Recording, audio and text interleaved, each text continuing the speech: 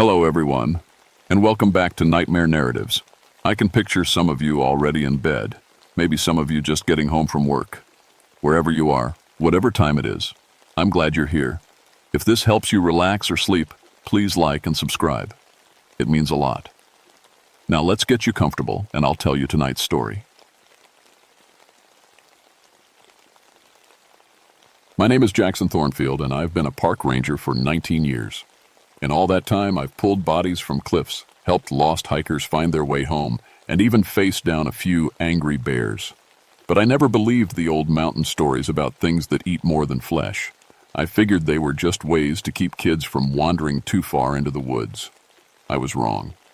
It was October 1974, and the leaves in the Great Smoky Mountains were turning those beautiful colors that bring tourists from all over. The air was crisp, and you could smell wood smoke from the cabins down in Cades Cove. I'd been working these mountains since I was 25, and at 44 I knew every trail, every hollow, every dangerous spot where folks might get themselves into trouble. My wife Sarah had died 3 years back from cancer, leaving me to raise our 2 teenagers alone. Emma was 16 and always talking about camping trips with her friends. That's what made this call so scary. We got a family missing, my supervisor told me over the radio that morning. 5 people, Mom, Dad, 3 kids. They were camping in the backcountry near Starvation Hollow. Starvation Hollow. Even the name gave me chills. It was one of those places the old-timers warned you about. Back in the 1800s, there was supposed to be a settlement there, but one day everyone just vanished. The Cherokee folks had stories about it too, something they called the hungry dark that lived in the deep hollows. But I'm a practical man. Missing campers usually meant someone got lost, hurt, or stuck somewhere. Nothing a good tracker couldn't handle. The family had been missing for 3 days. Their last radio contact mentioned strange singing coming from the woods, but the signal cut out before they could say more. The weather had turned nasty too, dropped from 65 degrees to 35 overnight, with thick fog rolling through the valleys like ghostly fingers. I packed my gear and headed out. The hollow was 15 miles from the nearest road, deep in restricted backcountry where most folks weren't supposed to camp anyway. My radio would probably die once I got into those deep valleys, and cell phones were useless out there. If something went wrong, backup was at least 6 hours away. As I hiked towards Starvation Hollow, I kept thinking about Emma. She'd mentioned wanting to camp in this same area with her friends next weekend. "Dad, we're not babies anymore," she'd said. "We can handle ourselves." Maybe they could handle regular mountain dangers. Bears, cliffs, getting lost. But as I got closer to that hollow, something felt wrong. The birds had gone quiet. Even the insects stopped buzzing. It was like the whole forest was holding its breath. I'd led over 200 successful rescues in my career. I'd survived the flash flood of 73 that killed 3 other rangers. I thought I'd seen everything these mountains could throw at me. I was about to learn just how wrong I was. The campsite looked normal at first glance. 5 sleeping bags laid out neat and tidy, camping gear organized the way experienced hikers keep it. Food was still hanging in their bear bag, untouched. A pot of coffee sat cold over dead coals, but it looked like they'd just stepped away for a minute. But the sleeping bags were still warm. I touched each one, body heat still trapped inside like someone had been sleeping there just minutes before. But there were no fresh footprints leading away from camp, no signs of struggle, no blood, nothing broken or scattered. "Hello," I called out. "Park Service. Anyone out there?" My voice echoed off the hollow walls, but something was wrong with the echo. It sounded like it came back saying "help me" instead of "hello." I shook my head. Just my imagination. That's when I found their dog. About 2 miles from camp, I spotted a golden retriever sitting by a creek. The family's registration said they had a black lab named Buddy, but this dog's fur was completely white. Not gray like an old dog, pure white like fresh snow. And when I got closer, I saw its eyes were clouded over, like cataracts. "Hey, boy," I said softly. The dog whimpered and backed away, shaking all over. Animals know things we don't. This dog was terrified. I followed the family's trail into Starvation Hollow itself. The footprints were clear at first, 5 people walking together, not hurrying. But as I went deeper, something strange happened. The prints got fainter and fainter until they just disappeared. Not like they'd reached hard ground where tracks wouldn't show. They faded away like someone had used an eraser on them. The hollow felt wrong in ways I couldn't explain. My compass started spinning like a broken toy. The GPS unit showed readings that made no sense. Sometimes it said I was underground, sometimes it claimed I was floating in the air. My flashlight beam seemed shorter than usual, like the darkness was eating the light. And the trees in this hollow looked sick. Everywhere else in the park, the leaves were beautiful fall colors. But here, they were brown and curled, falling off the branches in little spiral patterns. Some leaves seemed to be falling upward, caught in tiny whirlwinds that made no sense. Then I heard it. Singing. It was beautiful and horrible at the same time. Multiple voices harmonizing together, but not in any language I recognized. The sound seemed to come from everywhere and nowhere, echoing off the hollow walls. It made my skin crawl and my heart race, but part of me wanted to walk toward it. There was a smell too, sweet and cloying, like fruit left too long in the sun, mixed with something metallic. Copper, maybe. Or blood. I checked my watch when I entered the hollow. 3 hours later, I checked it again when I came out. But my radio clock said 8 hours had passed. How I'd lost 5 hours in that place. The singing followed me out, getting fainter but never quite stopping. And when I turned back to look at the hollow one more time, I could swear I saw shapes moving in the mist between the trees, shapes that looked almost human but moved all wrong, like puppets with tangled strings. I should have left then, should have called for backup, marked the area as dangerous, and stayed far away. But 5 people were missing, including 3 kids, and somewhere in that singing I thought I heard voices I recognized. The missing family was still alive in there. I was sure of it. I just didn't understand what was keeping them. The next morning, I wasn't surprised when Tommy Whitecreek volunteered to come with me. Tommy was Cherokee, about my age, and one of the best trackers in the Park Service. We'd worked together plenty of times before, but when I told him where we were going, his face went pale. "Jackson, you need to leave that place alone," he said. "My grandmother told me stories about Starvation Hollow. There's something in there that's older than the mountains, older than the Cherokee. We call it Envi Atsila, the hungry fire." "Tommy, I don't have time for ghost stories. There's a family in there." "That's what it wants you to think." His voice was deadly serious. "It doesn't eat flesh, Jackson. It eats what makes you alive. Your spirit, your memories, your years. And once it tastes you, it never stops being hungry." I radioed back to headquarters while Tommy gathered sage and other plants I didn't recognize. The park historian had bad news. She'd found records about the settlement that used to be in Starvation Hollow. In 1847, 37 people lived there. One morning, searchers found all their clothes laid out neat and tidy, but no bodies. Just empty clothes and livestock that had aged to death overnight. Same thing happened. In 1923, she told me over the crackling radio. Survey team went missing, found their equipment arranged in patterns, but no sign of the men. Tommy finished his preparations and looked at me with sad eyes. "If you're going in there, stay close to me. Don't listen to the singing, and whatever you do, don't let it touch you." We entered the hollow together just after noon. This time, I was ready for the wrongness, the spinning compass, the impossible GPS readings, the way shadows seemed to move when I wasn't looking directly at them. But I wasn't ready for what we found scattered through the trees. Clothes. The missing family's clothes, laid out like they'd just stepped out of them. A man's shirt and jeans by one tree, a woman's jacket and hiking boots by another. 3 sets of children's clothes arranged in a neat line, smallest to biggest. No bodies, no blood, just empty clothes that still smelled like the people who'd worn them. "It's starting," Tommy whispered. "We need to leave. Now." That's when the mist began to form.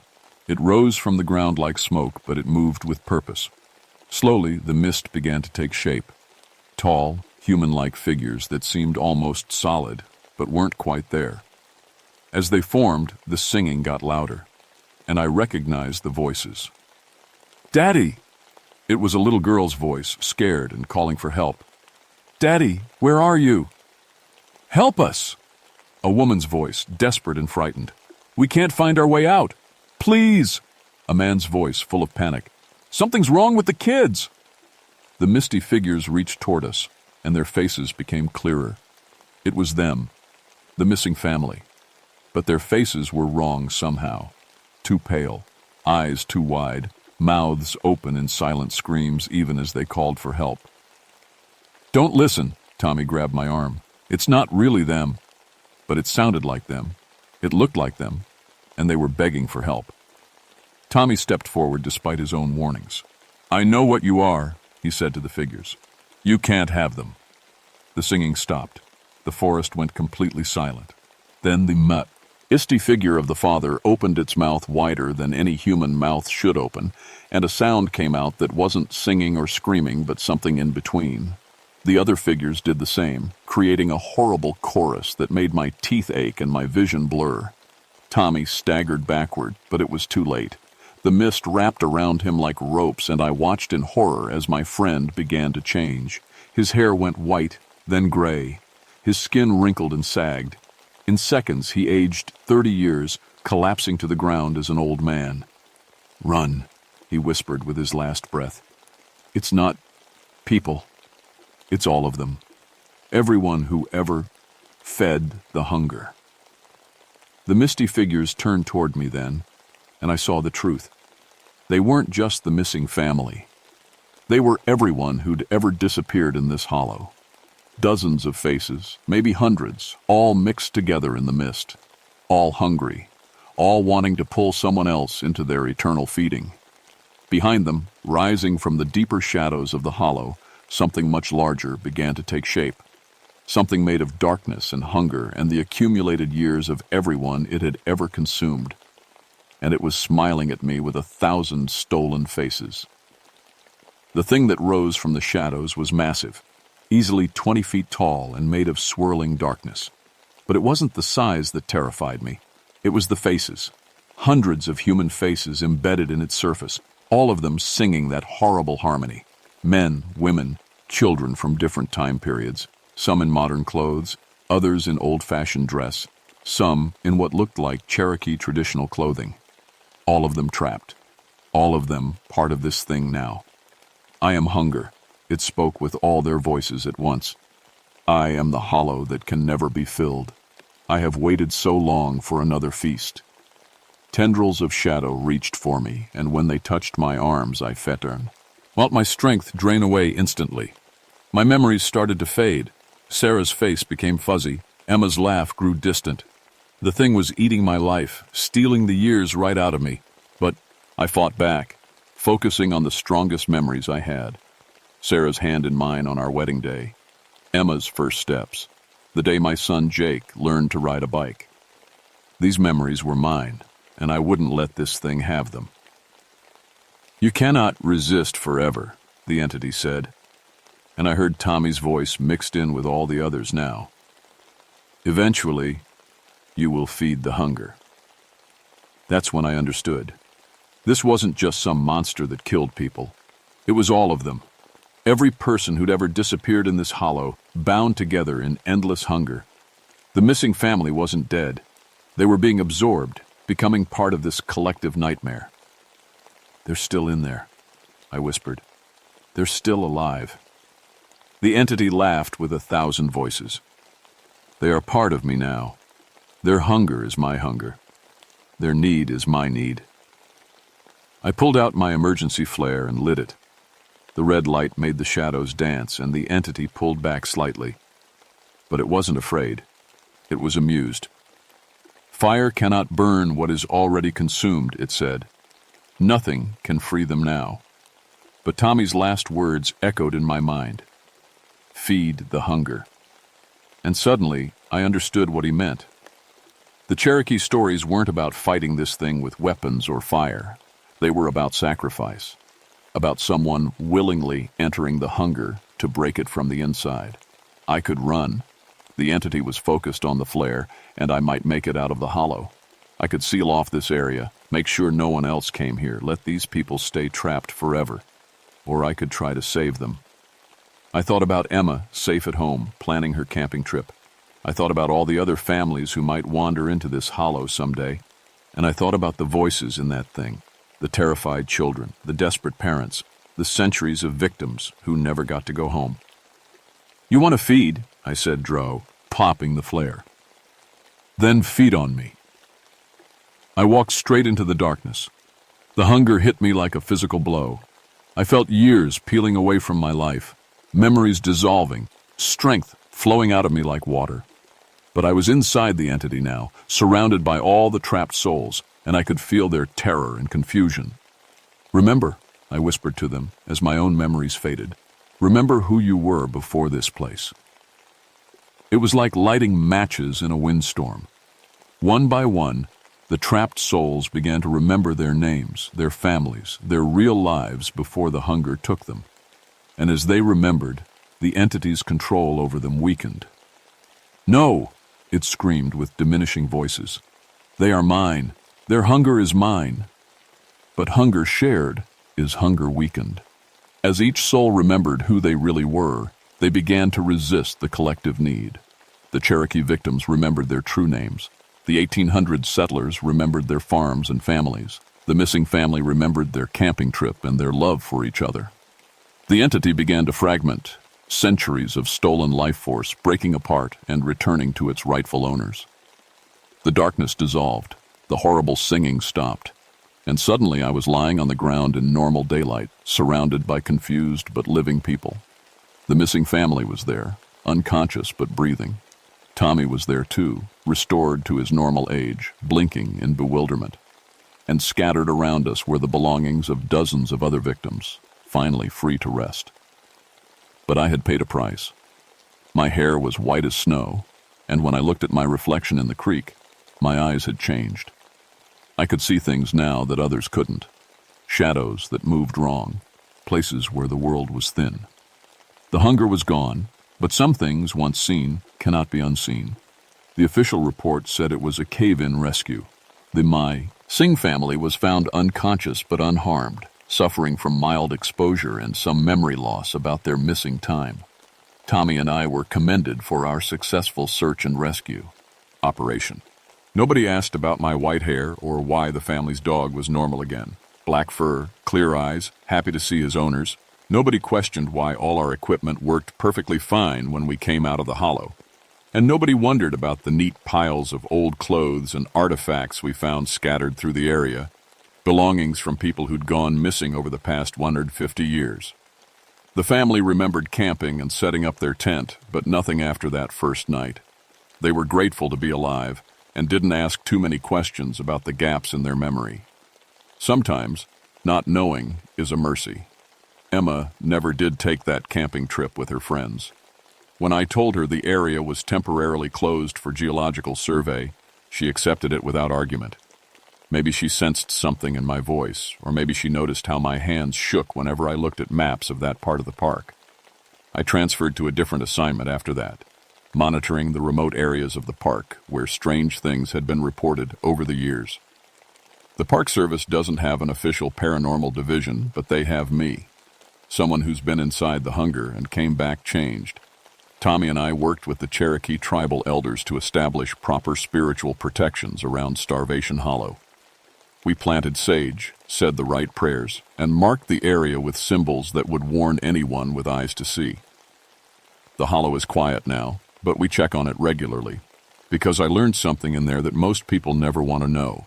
The mountains are old, older than human history, and some places stay hungry even after they've been fed. The Cherokee knew this. They had stories and ceremonies to keep the dangerous places contained. We forgot the stories. We stopped believing in hungry places and things that eat more than flesh. But forgetting doesn't make them go away. Now I remember for everyone else. When hikers report strange singing in remote areas, I investigate. When families go missing in places with bad histories, I'm the first one called. And when people ask me why I always look tired, why my hair went white overnight, why I sometimes stare at empty spaces like I'm seeing things that aren't there, I tell them the truth. The mountains are older than we know, I say, and some hollows stay hungry. When the singing starts, don't listen to it. Don't follow the voices, no matter how much they sound like people you want to save. Just run. Most people think I'm talking about bears or getting lost in the woods. They nod and smile and forget what I've told them as soon as they're out of sight. But some people understand. They see the warning in my changed eyes and the weight of knowledge in my voice. Those are the ones who listen, who stay on the marked trails, who don't camp in places with names like Starvation Hollow or Devil's Kitchen or Hunger Gap. Those are the ones who make it home safe. The rest? Well, the mountains are always hungry for new stories. And I'm always ready to go find the people who don't listen to warnings. Because in 19 years of mountain rescue, I've learned that some things are worse than death. Some things are worse than never being found. The worst thing is being found by something that's been waiting a very long time to feed.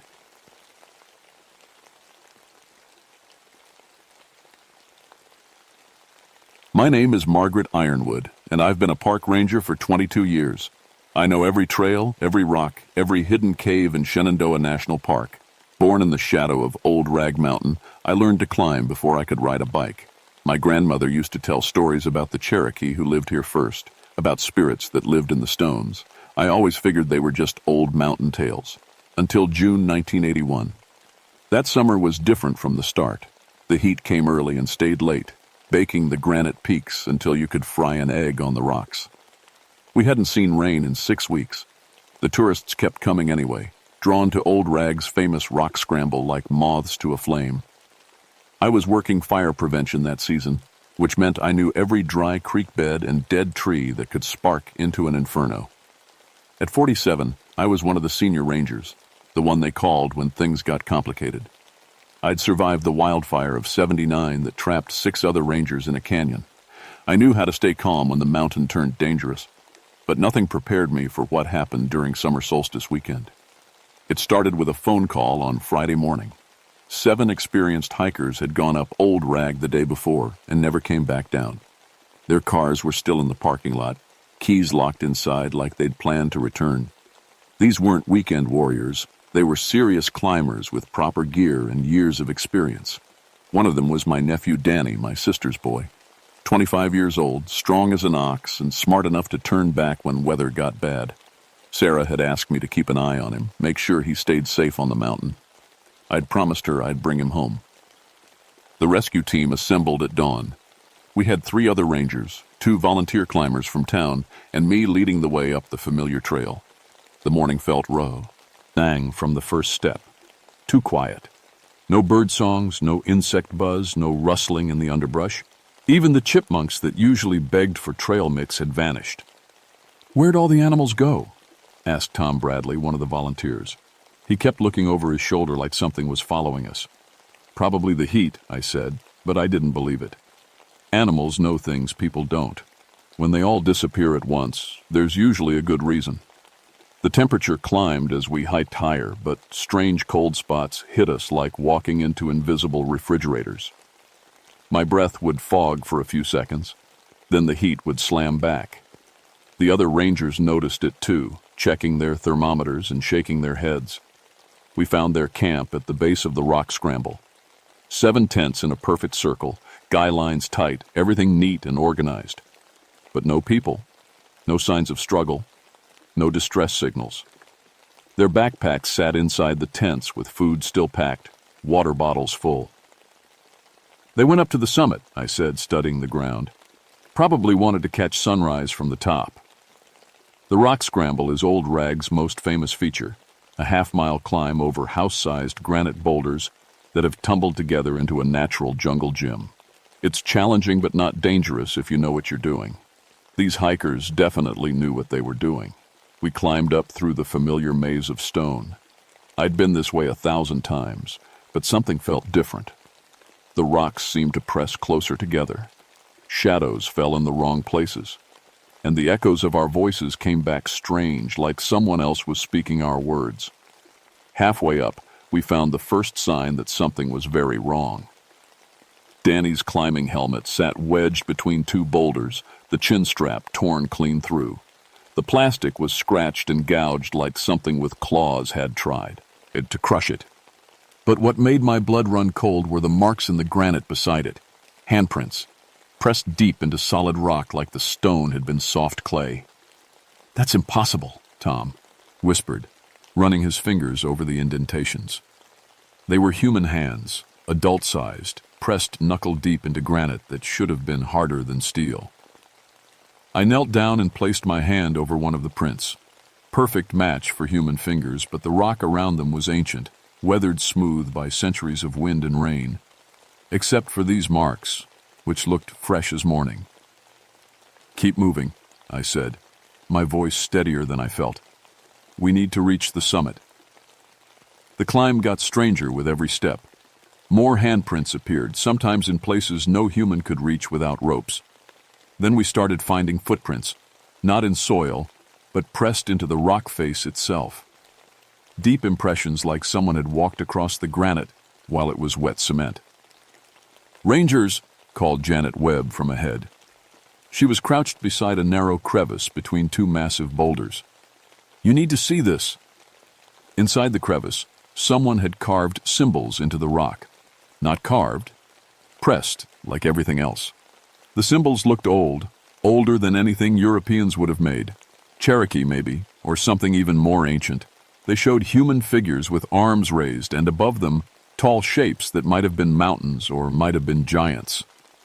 "These weren't here last season," I said. I'd squeezed through this exact crevice dozens of times, checking for injured hikers. The rock had been smooth, unmarked. "Maybe we just never noticed," Tom suggested, but his voice shook. "No," I said firmly. "I know every inch of this mountain. These are new." We climbed higher. The sun beat down mercilessly, but those impossible cold spots kept hitting us. My thermometer would drop 30 degrees in seconds, then snap back to normal. Sweat would freeze on my face, then melt immediately. Near the top of the scramble, we found more gear. A water bottle melted into the shape of the Appalachian it sat on. A metal carabiner that had somehow rusted through completely, leaving only red powder.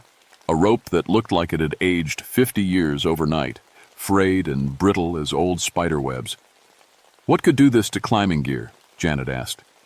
I didn't have an answer. Nothing natural, that was certain. The summit of Old Rag is a wide granite platform that offers spectacular views of the Blue Ridge Mountains. On a clear day, you can see for 50 miles in every direction. But when we finally reached the top, the view was the last thing on our minds. The 7 missing hikers' gear was arranged in a perfect circle in the center of the summit. Backpacks, sleeping bags, boots, and clothing laid out with geometric precision. But no bodies, no blood, no signs of violence, and no way down except the path we'd climbed up.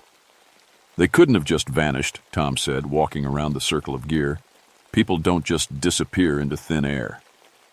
But as he spoke, I heard something that made my heart stop. A voice, faint but clear, coming from beneath our feet, from inside the mountain itself. "Aunt Maggie? Aunt Maggie, can you hear me?" Danny's voice. Muffled by tons of granite, but definitely Danny. I dropped to my knees and pressed my ear to the rock. The others gathered around me, faces pale with shock. "Danny!" I shouted at the stone. "Danny, where are you?" "We're inside," came the reply, impossibly distant. "We're inside the mountain, Aunt Maggie. It's so beautiful here, but we can't find the way out." Other voices joined in, all the missing hikers calling for help from deep within solid rock. Their words echoed strangely, like they were speaking through water or thick glass. "How did you get inside?" I yelled. "The mountain opened up," Danny said. "During the night, the rocks moved apart like doors. We thought it was a cave we'd never seen before, but when we went inside to explore, the doors closed behind us." Janet was checking her radio, getting nothing but static. Tom had pulled out his cell phone, but there was no signal. We were completely cut, Off from the outside world, alone on a mountain that had apparently swallowed 7 people whole. "We're going to get you out," I promised, though I had no idea how. "Just stay calm and stay together." "The stone people are so kind," Danny replied, his voice growing fainter. "They say we can stay forever, watch over the mountains with them. They say it doesn't hurt after the first day." That's when I noticed the new cracks in the granite around the gear circle, hairline fractures that hadn't been there moments before, spreading outward like a spider web. And in those cracks, I could swear I saw something moving, something that looked like eyes. The cracks widened as we watched, not fast, but steady, like the mountain was slowly opening its mouth. And from those cracks came whispers in languages I didn't recognize, along with a cold that bit through the summer heat like winter wind. "We need to get help," Janet said, backing away from the expanding fractures. "This is way beyond what we can handle." But when we tried to head back down the scramble, we found the path had changed. Rocks that had been separate were now fused together, blocking passages we'd climbed through just hours before. New openings had appeared in places where solid stone used to be. "The mountain's moving," Tom whispered, his face white with terror. "The whole damn mountain is rearranging itself." I pulled out my topographic map, trying to find alternate routes down. But the map didn't match what we were seeing anymore. Passages marked as permanent were gone. New caves and crevices had opened up everywhere. From one of these new openings came a sound that made us all freeze. The scraping of something large moving through stone, like fingernails on a chalkboard, but 100 times louder. "Maybe we should call out," Janet suggested. "Let them know we're here to help." "Don't," I said quickly, "something hing in my grandmother's old stories was stirring in my memory. Warnings about calling attention to yourself on sacred mountains. Don't make any noise." But it was too late. The scraping sound stopped, replaced by a silence so complete it hurt our ears. Then slowly, a section of granite near the gear circle began to bulge outward, like something was pushing from the inside. The rock didn't crack or break. It stretched like rubber, forming a dome that grew taller and wider until it was the size of a small hill. Then, with a sound like a sigh, it opened. Not like a cave opening, like skin parting. The granite flowed apart to reveal a passage that glowed with soft, cold light. And standing at the entrance were the 7 missing hikers. But they weren't entirely human anymore. Danny stood closest to us, and I almost didn't recognize him. His skin had a gray, rocky texture, and his eyes reflected light like crystals. When he moved, I could hear tiny clicking sounds, like pebbles falling. The lower half of his body was definitely stone, granite that matched the mountain perfectly. "Aunt Maggie," he said, his voice echoing strangely, "I'm so glad you came. The stone people want to meet you." Behind him, the other hikers stood in similar states of transformation. Some were more stone than human, others still mostly flesh, but with granite patches spreading across their skin like a slow infection. "Danny, we're here to rescue you," I said, fighting to keep my voice steady. "Come with us. We'll get you to a hospital." He laughed, and the sound was like rocks tumbling down a cliff. "Rescue? Aunt Maggie, this isn't imprisonment. This is honor. The stone people have chosen us to join their eternal watch over the mountains. We'll never grow old, never die, never have to worry about the outside world destroying what we love. That's not living, Danny. That's just existing." Sir. He gestured to the glowing passage behind him. "Come see what we've seen. The stone people have been here since before humans walked the earth. They've watched over these mountains for thousands of years, protecting them from those who would harm them. Now they're offering us the same privilege." From deeper in the passage came other voices, dozens of them, maybe hundreds, all speaking in unison, all saying the same thing: "Join us, join us, join us." "How many people have you taken?" I demanded. Danny's stone-gray face showed something that might have been sadness. "Not taken, invited. Every 20 or 30 years, when the solstice is strongest, the stone people wake up enough to choose new watchers. Usually they pick people who love the mountains, who understand what needs protecting. Like park rangers, I realized with growing horror. That's why you chose me to find them. You knew I'd come alone, knew I'd follow them anywhere.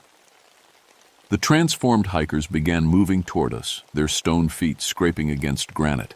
Not threatening, but determined. Behind them, the passage filled with shapes that hurt to look at directly. Tall figures made of living rock, with eyes like stars and voices like avalanches. "The choice is yours, Margaret Ironwood," they said together. "Join your nephew in eternal service, or leave and never speak of what you've seen. But choose quickly. The solstice peak approaches, and after tonight, the opportunity will not come again for another generation." I looked at Danny, seeing the boy I'd taught to climb, the young man who'd always loved these mountains as much as I did. Half of him was already stone, but his human eyes still held recognition, still held love for me. "What happens if I refuse?" I asked. "Then you walk away," the stone people said. "And your nephew completes his transformation alone. In 3 days, he will be fully stone, fully one of us. His human concerns will fade like morning mist. And if I agree, then you join the eternal watch. You become part of the mountain itself, guardian and protector Foz. For all time, you will see wonders beyond human imagination and know peace beyond human understanding." Behind me, I heard Janet and Tom whimpering with fear. They were good people, but they didn't understand the mountains like I did. They saw only the terror, not the terrible beauty of what was being offered. I thought of my grandmother's stories, of the Cherokee who'd considered these mountains sacred, of all the missing persons reports over the centuries, people who'd vanished without a trace during summer solstice. Had they all been given this same choice? "I need time to think," I said. The stone people's laughter sounded like landslides. "Time is the one thing we have in abundance, Margaret Ironwood. But the solstice waits for no one. Choose before midnight, or the choice will be made for you." As they spoke, more passages opened in the granite around us. More transformed humans emerged, people from decades past, all partially stone, all watching us with crystal eyes. I recognized some faces from old missing persons files, hikers who'd vanished in the 1960s and 1970s. They were all still alive in their way, still conscious, still capable of speech and thought. But they were no longer entirely human. And somewhere in that crowd of stone watchers, I knew I'd eventually find my grandmother, who'd disappeared on a hiking trip when I was 12.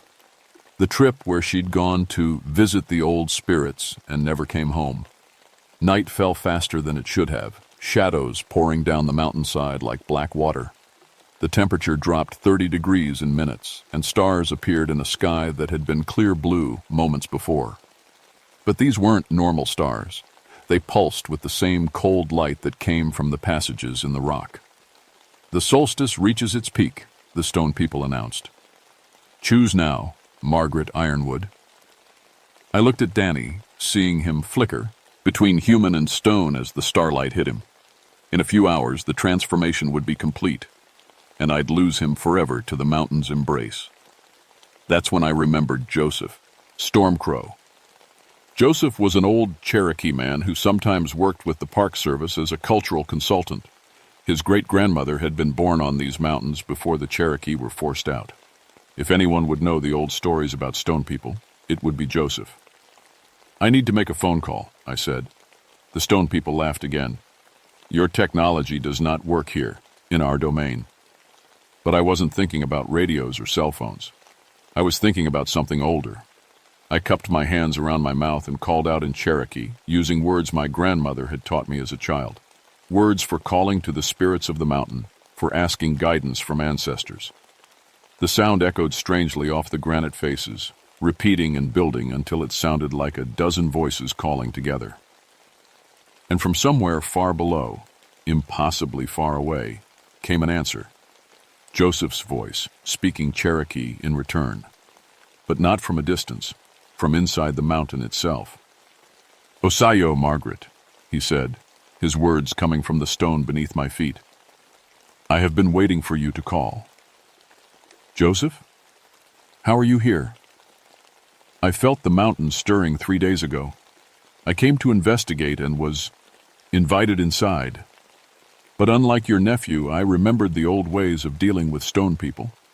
I have been preparing. The transformed hikers shifted nervously, and even the stone people seemed less certain. They'd expected me to choose between joining them or leaving. They hadn't expected Cherokee magic. What do you need me to do? I asked. The old stories tell of a way to wake the stone people's compassion, to remind them of their original purpose. They were meant to protect the mountain, yes, but not by trapping humans inside it. They were meant to guide and guard, not imprison. Joseph's voice grew stronger, more commanding.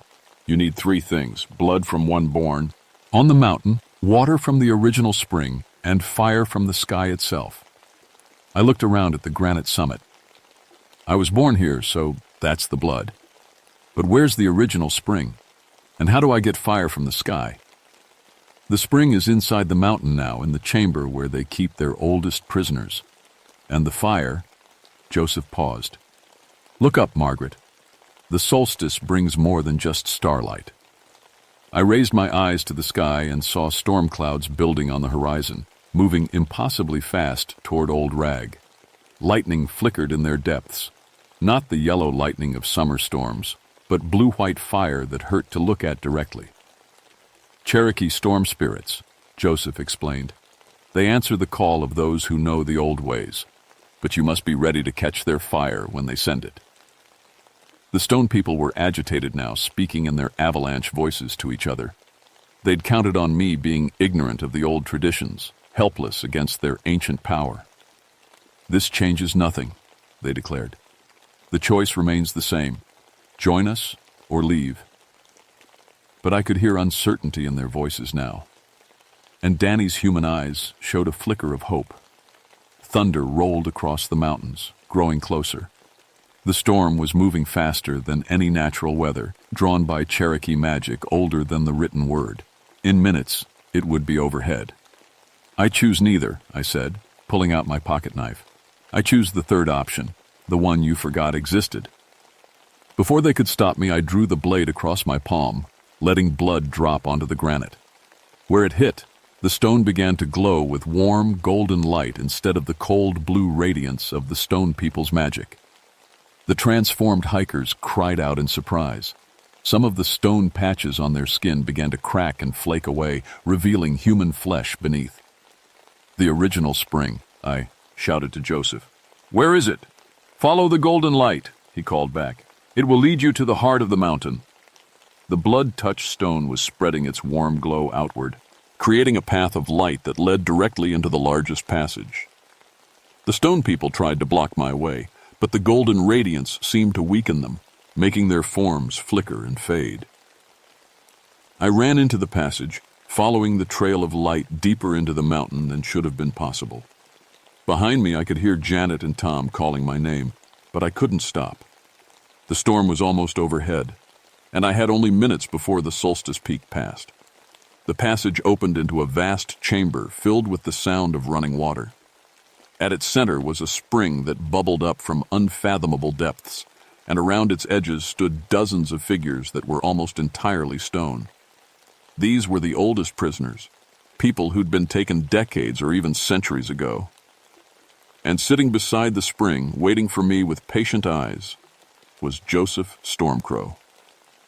Joseph looked exactly as he had 3 days ago, but his hair had turned completely white. The stone people age us differently, he explained as I knelt beside the spring, but they cannot change our spirits unless we let them. Above us, thunder crashed with a sound like the world breaking apart. The Cherokee storm had arrived, and with it came lightning that turned the chamber walls transparent as glass. Quickly, Joseph said, handing me a cup made from birch bark. Fill this with spring water. The lightning comes next. I dipped the cup into the ancient spring, feeling water so cold it burned my fingers. The liquid seemed to glow with its own inner light, older than the stone people, older than the mountain itself. The lightning, when it came, didn't strike down from above. It rose up from the spring like liquid fire, drawn by the Cherokee prayers Joseph had been chanting for 3 days. I held out my bleeding hand, and the blue-white fire wrapped around my fingers like gentle snakes. It didn't burn. Instead, it felt warm and alive, pulsing with the heartbeat of the storm. "Now," Joseph said, "speak to them. Remind them who they were before they became prisoners of their own purpose." I stood up, holding fire in one hand and sacred water in the other, my blood still dripping onto the glowing stone. Around the chamber, the ancient stone watchers turned toward me with eyes like dying stars. "Stone people," I called out, my voice carrying power it had never held before. "I speak to you with blood of the mountain, water of the first spring, and fire from the Cherokee sky. Remember your original purpose. Remember why you first chose to guard these peaks." The chamber filled with whispers as old memories stirred in minds that had been sleeping for centuries. I saw flickers of who they'd been before. Cherokee shamans who'd voluntarily become one with the mountain to protect it from those who would strip it bare. Early settlers who'd been offered guardianship instead of death. Park rangers like myself who'd loved the mountains too much to let them be destroyed. "You were protectors," I continued, "not jailers. You were meant to guard the mountain's spirit, not trap human souls inside stone prisons. The people you've taken, they came here because they loved these places as much as you do. Don't punish them for that love." The whispers grew louder, more confused. Some of the stone watchers began to remember, their rocky features softening as human emotion flickered behind crystal eyes. "But the humans destroy everything they touch," said the largest figure, the one I recognized as the Mountain King from my grandmother's stories. "They cut down forests, pollute streams, drive away the wild things. Only by keeping the mountain lovers with us can we ensure the peaks remain protected." "Then teach them," I said. "Guide them. Show them how to love without destroying. But don't steal their humanity to do it. That makes you no better than the destroyers you fear." Joseph began to chant in Cherokee, words of power that made the chamber walls ring like bells. The golden light from my blood spread further, touching more of the ancient watchers, awakening memories that had slept for generations. One by one, they began to remember not just their purpose, but their humanity. And as they remembered, their stone forms began to crack and crumble, revealing the people they'd once been underneath. The Mountain King fought the change, his form growing larger and more rocky as he resisted the awakening. "I will not allow it," he thundered. "The mountains must be protected at any cost." "Then protect them," I said, walking toward him with fire still dancing around my fingers. "But do it with wisdom, not imprisonment. Work with humans who love the mountains. Guide us to be better guardians. Don't make us into stone copies of our living selves." The sacred water in my cup began to sing, actually sing, with voices of every stream and river that had ever flowed from these peaks. The sound was beautiful beyond description, and it carried with it the memory of what these mountains had been like when humans and nature lived in balance. The Mountain King listened to that song and slowly, inevitably, began to remember.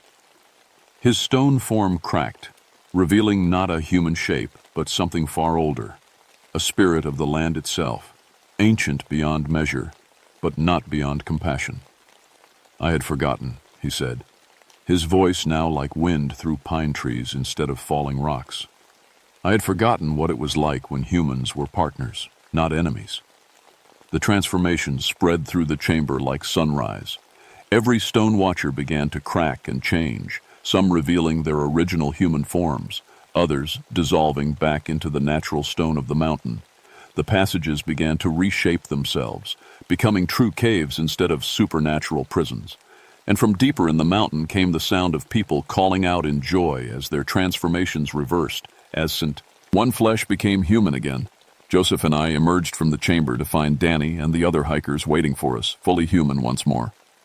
They looked tired and confused, like people waking from long dreams, but they were alive and whole. The stone people hadn't vanished. I could still sense their presence in the mountain, still see occasional glimmers of crystal eyes in deep shadows. But they were different now, returned to their original purpose as guardians rather than captors. Will they try this again? Janet asked as we helped the rescued hikers down the mountain. Not like before, I said. They remember now what they're really supposed to be doing. And I was right. In the years since that solstice night, Old Rag Mountain has remained one of the safest peaks in the park. Hikers still get lost sometimes, still have accidents, but they always find their way back to safety. Sometimes they report seeing helpful strangers who point them toward the right trail, then vanish when they turn to say thank you. The mountain still remembers everything, every footstep, every prayer, every soul that's ever walked its trails. But now it uses those memories to help instead of harm, to guide instead of imprison. My hair turned silver gray that night and has never changed color since. Sometimes, when I'm alone on the mountain, I can hear the stone people whispering advice about which trails need maintenance, which areas need protection from overuse, which hikers need a gentle nudge toward safety. I still work for the Park Service, but now I'm also something more, a bridge between the old spirits and the new world, helping both sides remember how to work together instead of against each other. Danny recovered completely, though he says he still dreams sometimes of being part of the mountain itself. He's become one of our best advocates for wilderness preservation. Understand, ding better than most people, how precious and fragile these wild places really are. And Joseph? He's still with us, looking exactly the same as he did that night except for the white hair. The Cherokee Nation has officially recognized him as keeper of the old stories, and he works with us to make sure the ancient wisdom doesn't get lost again. But sometimes, on quiet nights when the moon is dark and the mountain feels particularly alive, I remember the song of that sacred spring and wonder what other spirits are sleeping in these ancient hills, waiting for someone to remember their names and wake them with respect instead of fear. The mountains remember everything. The question is, what do we choose to remember about them?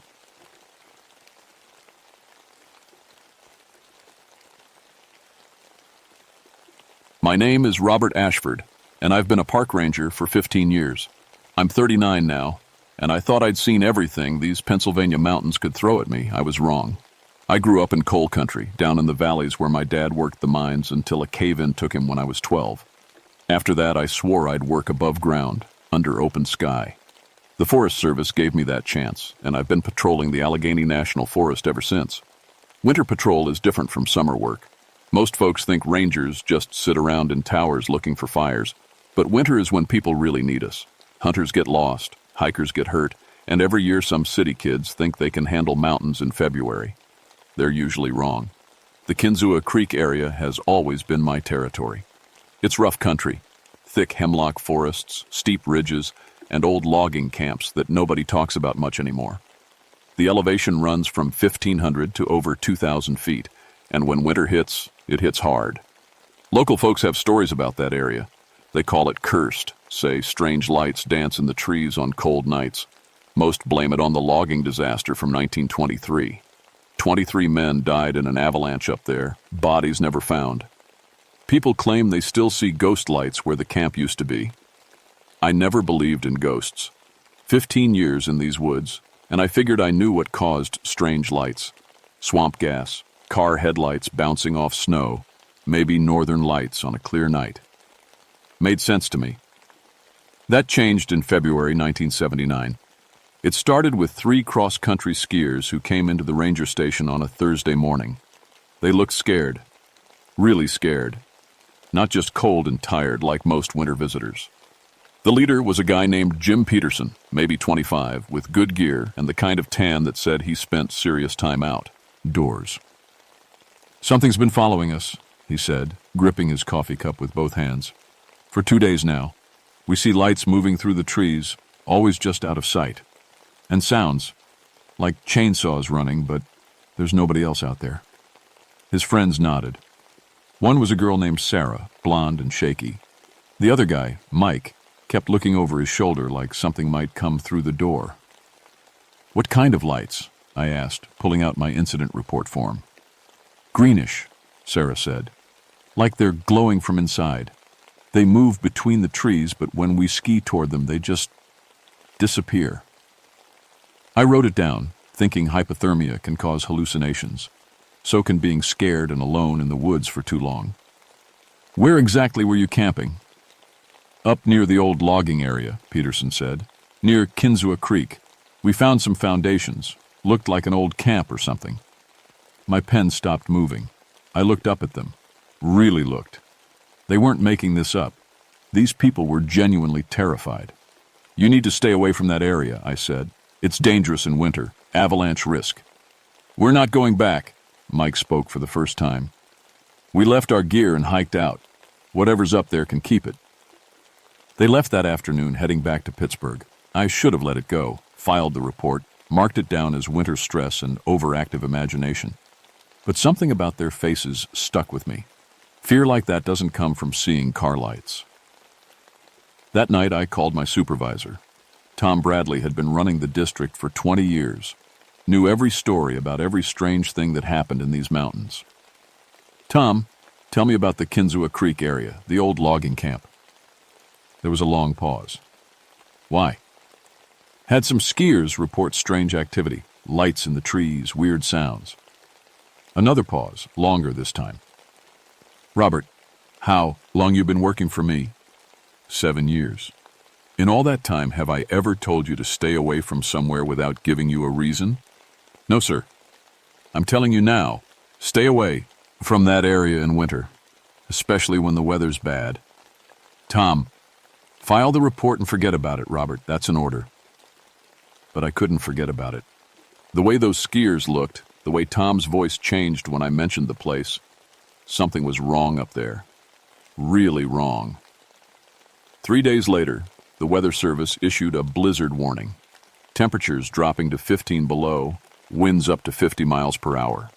4 feet of new snow expected, the kind of storm that kills people. That's when I found the abandoned ski equipment. I was checking the access roads Monday morning when I found the first piece, a ski pole stuck in a snowbank like a marker.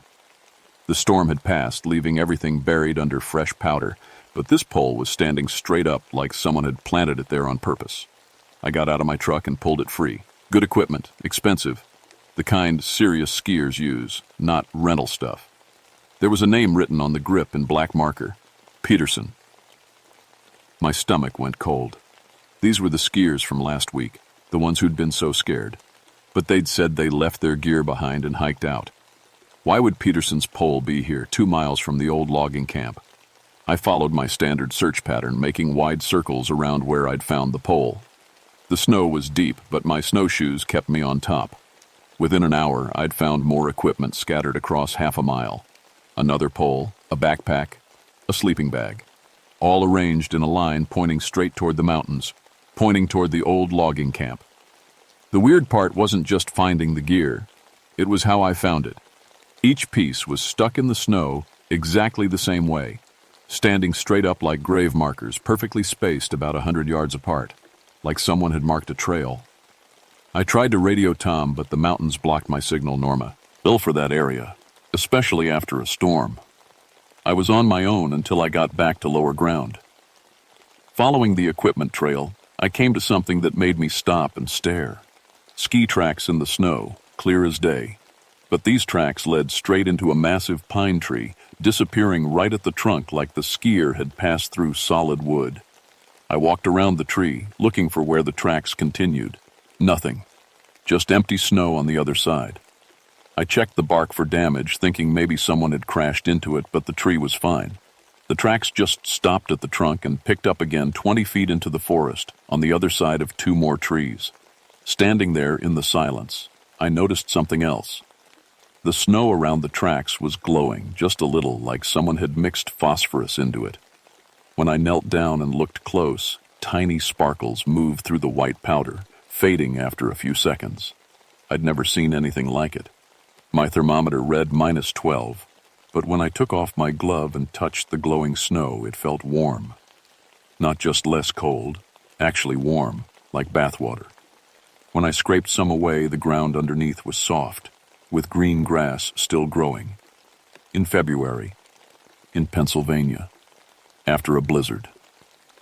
I stood up and checked my compass. It was spinning slowly, like it couldn't find magnetic north. Then it stopped, pointing steadily toward the mountains, toward the old logging camp. No matter which way I turned, the needle swung back to the same direction. That's when I heard the chainsaws. The sound came from deep in the forest, echoing off the ridges.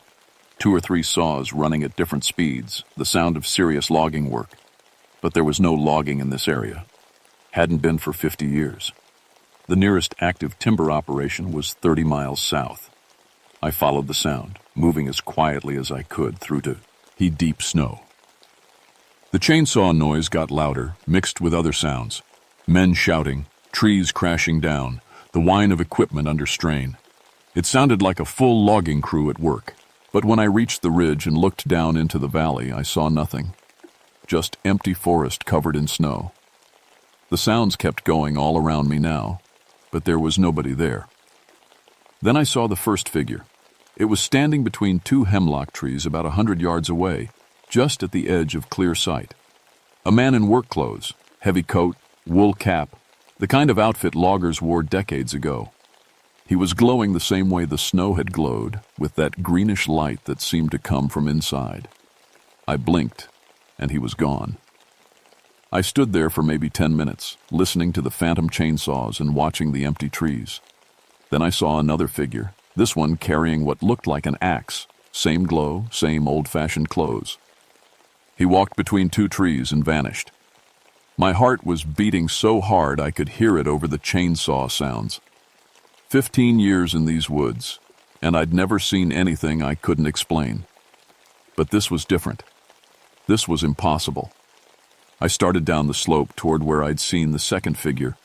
The snow was easier here, not as deep, and I could move faster. The chainsaw sounds were getting louder, and now I could hear individual voices shouting warnings and instructions. "Timber! Look out below! Get that saw over here!" But every time I got close to where a voice seemed to come from, there was nothing there but empty forest. I was maybe half a mile from the old logging camp when I found the 3 skiers. They were sitting around what looked like a campfire, but there was no fire, just a circle of melted snow with green grass showing through.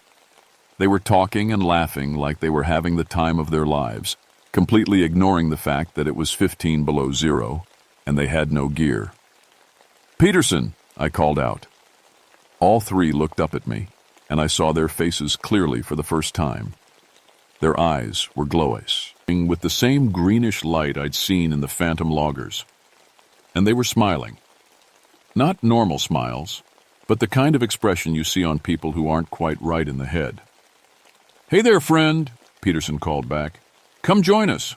We're just taking a break before we head back to work." "Work? Sure. Got to get these trees cut before the weather turns. The foreman says we're behind schedule." Sarah giggled. "Been working all night. This is the best job I ever had." They thought they were loggers. Somehow these 3 college kids from Pittsburgh thought they were part of a logging crew that had been dead for 56 years. I started toward them, moving slowly. "Jim, it's Ranger Ashford. Remember? You came to my station last week. You were scared." Peterson's smile faded a little. "Scared? Why would I be scared? Been working these woods for months now. Know every tree, every trail." "Jim, listen to me. You're cross-country skiers from Pittsburgh. You came up here for a weekend trip." "Don't know what you're talking about, friend," Mike said, standing up. He was holding an axe that definitely hadn't been there a second before. "We're loggers. Been cutting timber on this mountain since... He stopped, confused. His glow flickered like a candle in wind. "Since when?" I asked. Since always," he finished, but his voice was uncertain now.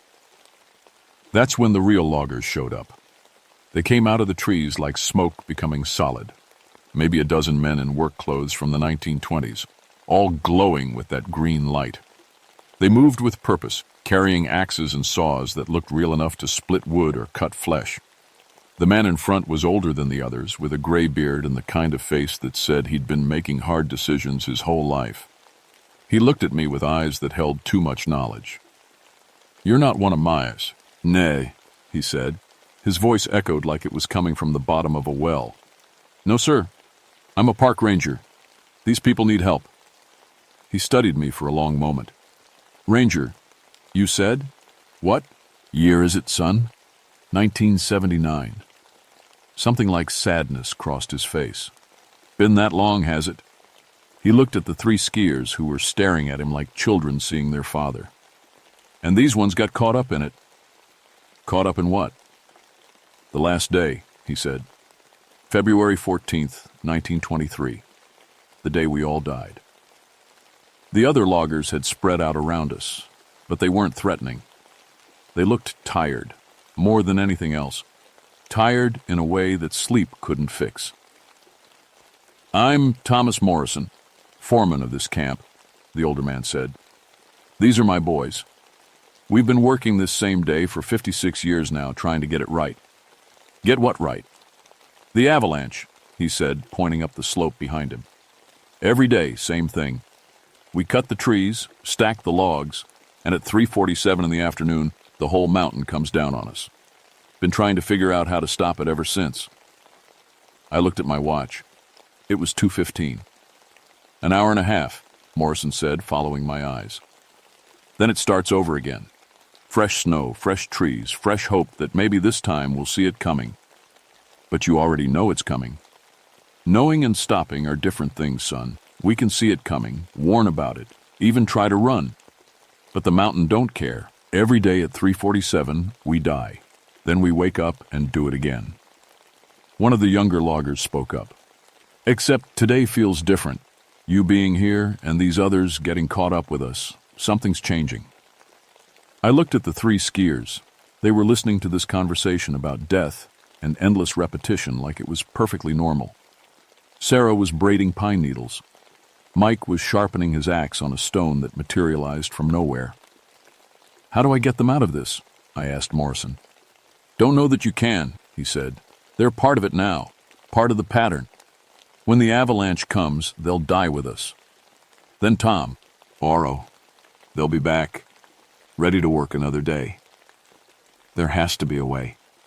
Morrison was quiet for a moment, studying the slope above us. "Maybe," he said finally. "Been thinking about it for decades. The avalanche always comes from the same place, follows the same path. What if someone who knew it was coming could trigger it early, control where it goes?" "A controlled avalanche." "Exactly. But it would take someone who understands the mountain, knows about snow and slopes and such, someone with modern knowledge. And someone would have to stay behind to trigger it." Morrison nodded. "Probably die doing it too.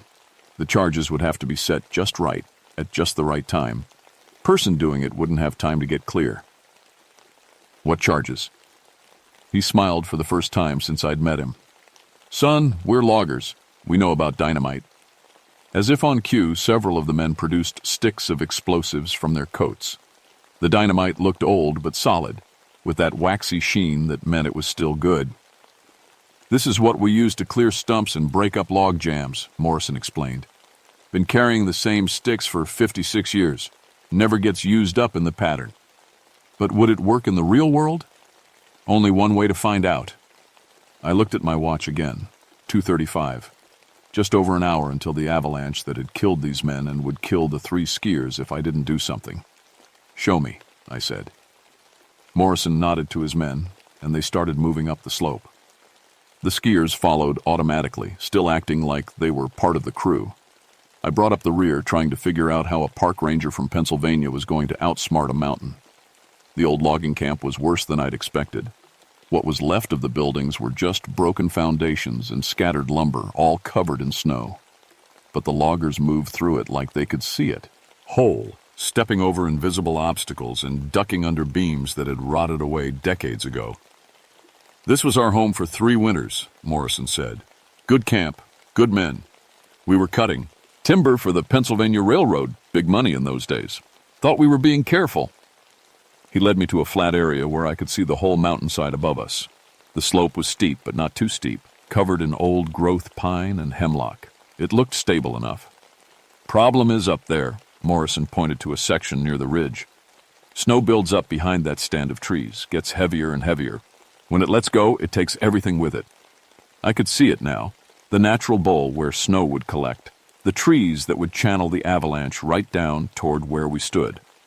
In 1923, nobody would have known about avalanche dynamics. They would have thought the trees made them safer. The modern way is to trigger small avalanches before they get dangerous, I said. Use explosives to break up the snowpack. Let it slide in controlled sections.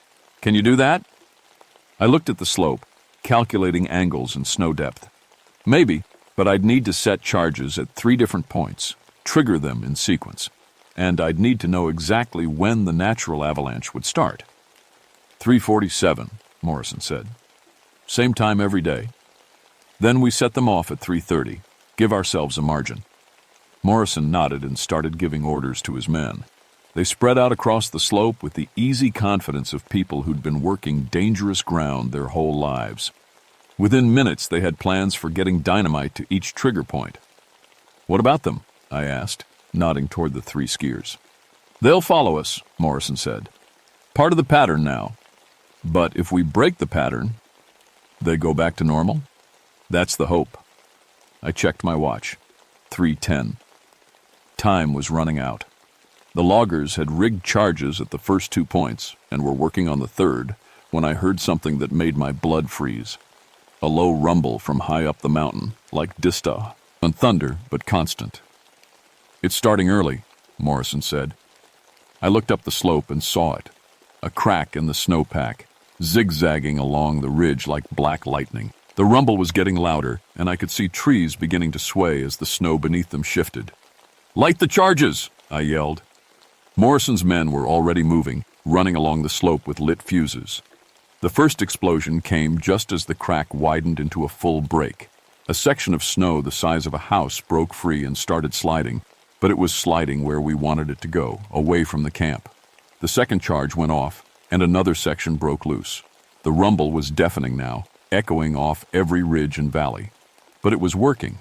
Instead of one massive avalanche, we were getting several smaller ones, each following the path we'd chosen. The third charge was the critical one. It had to break up the main snowpack before it gained too much momentum. I saw the logger carrying the fuse reach the trigger point just as the crack reached the trees. He lit the fuse and started running. He didn't make it. The explosion came just as the main avalanche swept over him. But it worked. The charges broke up the snowpack into manageable sections, sending them safely to either side of the valley. When the thunder died away and the snow settled, Morrison and his men were standing around me in the sudden silence. The 3 skiers were there too, looking confused and cold, but normal again. Their glow was gone. Is it over? Sarah asked. She sounded like herself for the first time since I'd found them. Morrison was looking up at the slope where his man had died. Again. For them, yes, he said. The pattern's broken. They're free. What about you? Morrison smiled sadly. We're still dead, son. Breaking the pattern don't change that. But now we can rest. One by one, the loggers began to fade, becoming transparent like morning mist. Morrison was the last to go. Thank you, he said. 56 years is a long time to work the same day. What about the logger who set off? The third charge? Tommy Martinez, he'll be fine. He's with us now and we're all going to the same place. Morrison started to fade, then solidified again for a moment. Ranger? Yes. Your father was a good man, died trying to save his crew, just like Tommy did today. You got his heart. Then he was gone, and I was alone with 3 very cold, very confused skiers and a mountainside that would never threaten anyone again. But Morrison was wrong about one thing. It wasn't over. As I was helping the skiers gather what gear they could find, the temperature began dropping fast. Not normal cold, the kind of cold that makes your bones ache and your breath freeze before it leaves your mouth. My thermometer was reading -30, which was impossible for this altitude in February. The skiers noticed it too. Peterson was shivering so hard he could barely stand. What's happening? Sarah asked. It feels like the air is freezing solid. I looked around and realized the problem.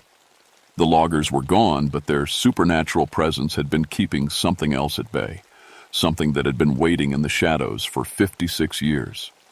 The snow began swirling around us in patterns that had nothing to do with wind.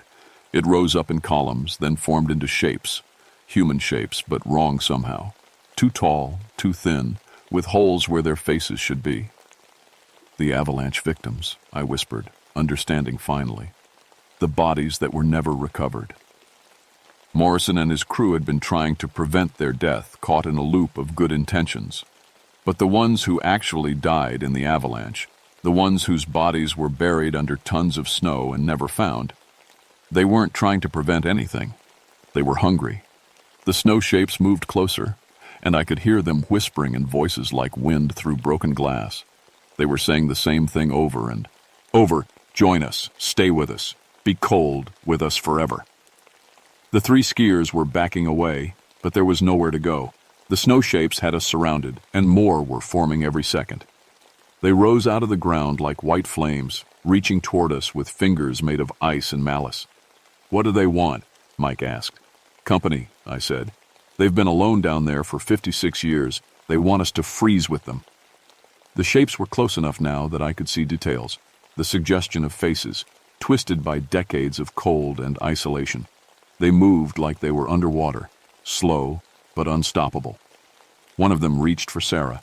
Where its fingers touched her jacket, ice crystals spread like infection. She screamed and stumbled backward, right into the arms of another snow shape that had formed behind her. I grabbed her and pulled her away, but more shapes were appearing faster than we could avoid them. The temperature kept dropping. My watch was fogging over, and I could feel my lungs burning with each breath. The camp, I yelled. Get to the camp. We ran for the ruins of the logging camp, slipping and falling in snow that was now waist-deep and getting deeper. The snow shapes followed, moving through the drifts like they were made of the same substance. In the ruins, we found shelter behind a collapsed wall that gave us a few seconds to think. But I could see more shapes forming on all sides. They were using the snow itself as material, pulling it into their bodies and growing larger. There's too many of them, Peterson said. His lips were turning blue despite his winter gear. I looked around desperately for options. The ruins were just broken concrete and rotted wood. Nothing that could help us fight creatures made of snow and rage. Then I saw it, a metal box half buried under debris. I pulled it free and found what I'd hoped for. Emergency flare. Every logging camp kept them for signaling in bad weather. Fire, I said. They're made of snow. Fire might stop them. I struck the first flare and threw it at the nearest snow shape. Where the flame touched it, the creature dissolved with a hiss like water on a hot stove. But 3 more shapes were already forming to take its place. It's working, but not fast enough, Sarah said. She was right. We had maybe 6 flares total, and there were dozens of snow shapes now, more appearing every minute. They were learning too, staying just out of throwing range, waiting for us to run out of fire. That's when I realized what we had to do. The dynamite, I said. Morrison's men left their extra charges. I could see them scattered around the camp, sticks of dynamite that had been conjured by dead men but were real enough to explode. If I could gather them all, make one big blast. What good will that do? Mike asked. The avalanche victims are tied to this place, I said. Their bodies are buried somewhere under all this snow. If I can trigger a big enough explosion, maybe collapse the whole area, bury it so deep they can't reach the surface anymore. That's suicide, Peterson said. Maybe, but it's the only chance you have. I started moving before they could argue, crawling from cover to cover, grabbing sticks of dynamite while the snow shapes watched and waited. They knew what I was doing. I could see intelligence in those hollow faces. Cold calculation.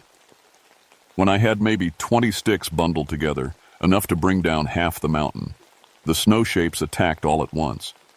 They came from every direction, moving faster than they had before. I struck my last flare and held it out like a torch, but there were too many of them. Cold fingers grabbed at me from all sides. That's when Morrison appeared. Not solid like before, just a shimmer in the air, but real enough to speak. Use my knowledge, he said. I know where they're buried, all of them. Suddenly I could see it. 23 bodies entombed in ice 40 feet down, right under the center of the camp. They were connected to the snow shapes by threads of supernatural cold, feeding them power, giving them form. The explosion has to be precise, Morrison's voice whispered. Too small and you just make them angry. Too big and you bring down the whole mountain. I could feel his knowledge flowing into me. 56 years of thinking about that avalanche, understanding every detail of how the snow had fallen, where the bodies had ended up, how deep they were buried. The snow shapes were closing in, but they moved slower now, like Morrison's presence was holding them back. Go, I told the 3 skiers. Get out of here.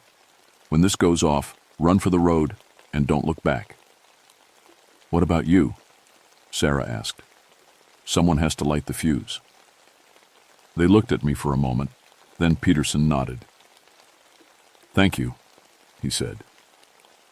They disappeared into the swirling snow, heading downhill toward safety. I placed the bundled dynamite exactly where Morrison's knowledge told me, right over the center of the buried bodies. The fuse was short, maybe 30 seconds. Not enough time to get clear, but enough to make sure it worked. The snow shapes sensed what was coming.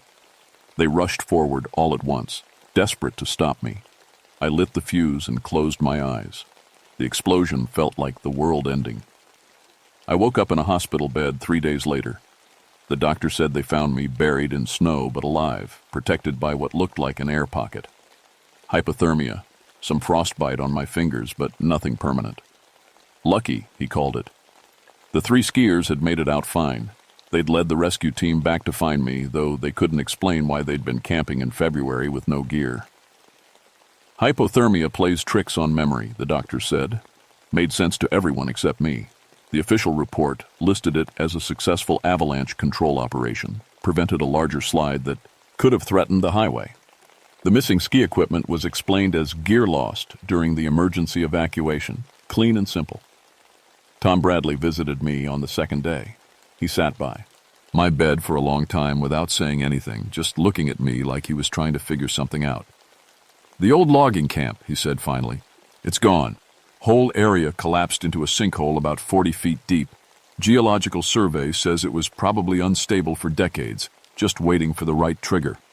Is that what they're calling it? That's what I'm putting in my report. He leaned forward. Robert, in 30 years of managing this forest, I've seen things that don't have explanations. Good men who've tried to help and got hurt because of it. You understand what I'm saying? Yes, sir.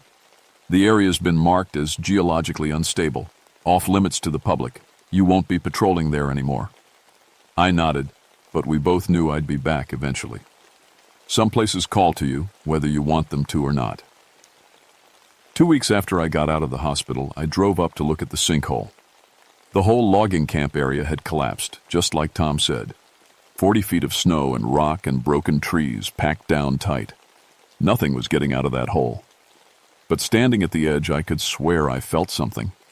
Not the cold malice of the avalanche victims, but something warmer. Peaceful, maybe. Like the sound of men finishing a long day's work and finally heading home. I left a bottle of whiskey at the edge of the hole.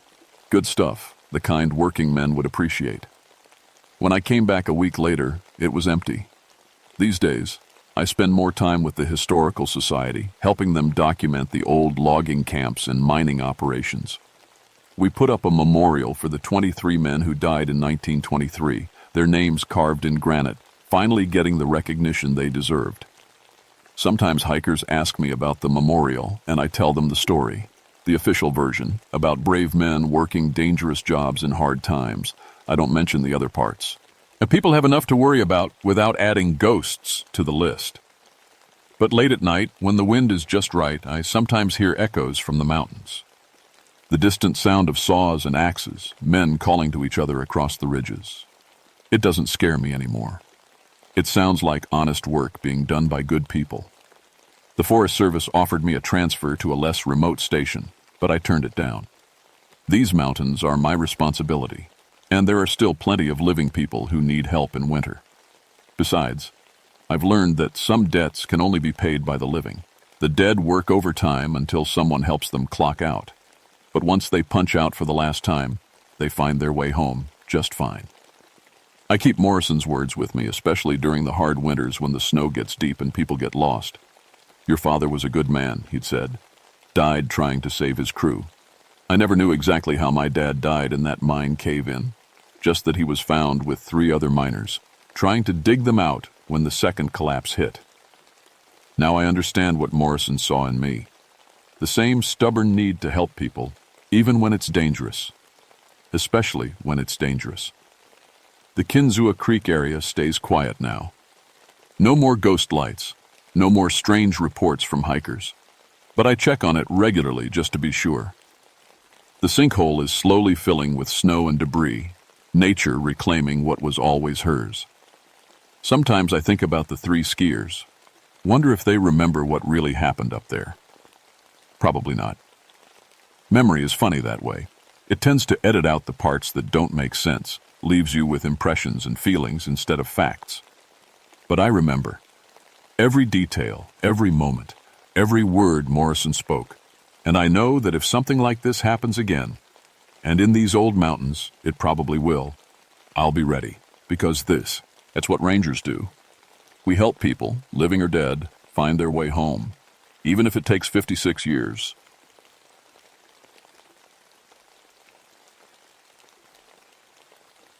My name is Samuel Nighthawk, and I've been a park ranger in the Great Smoky Mountains for 18 years.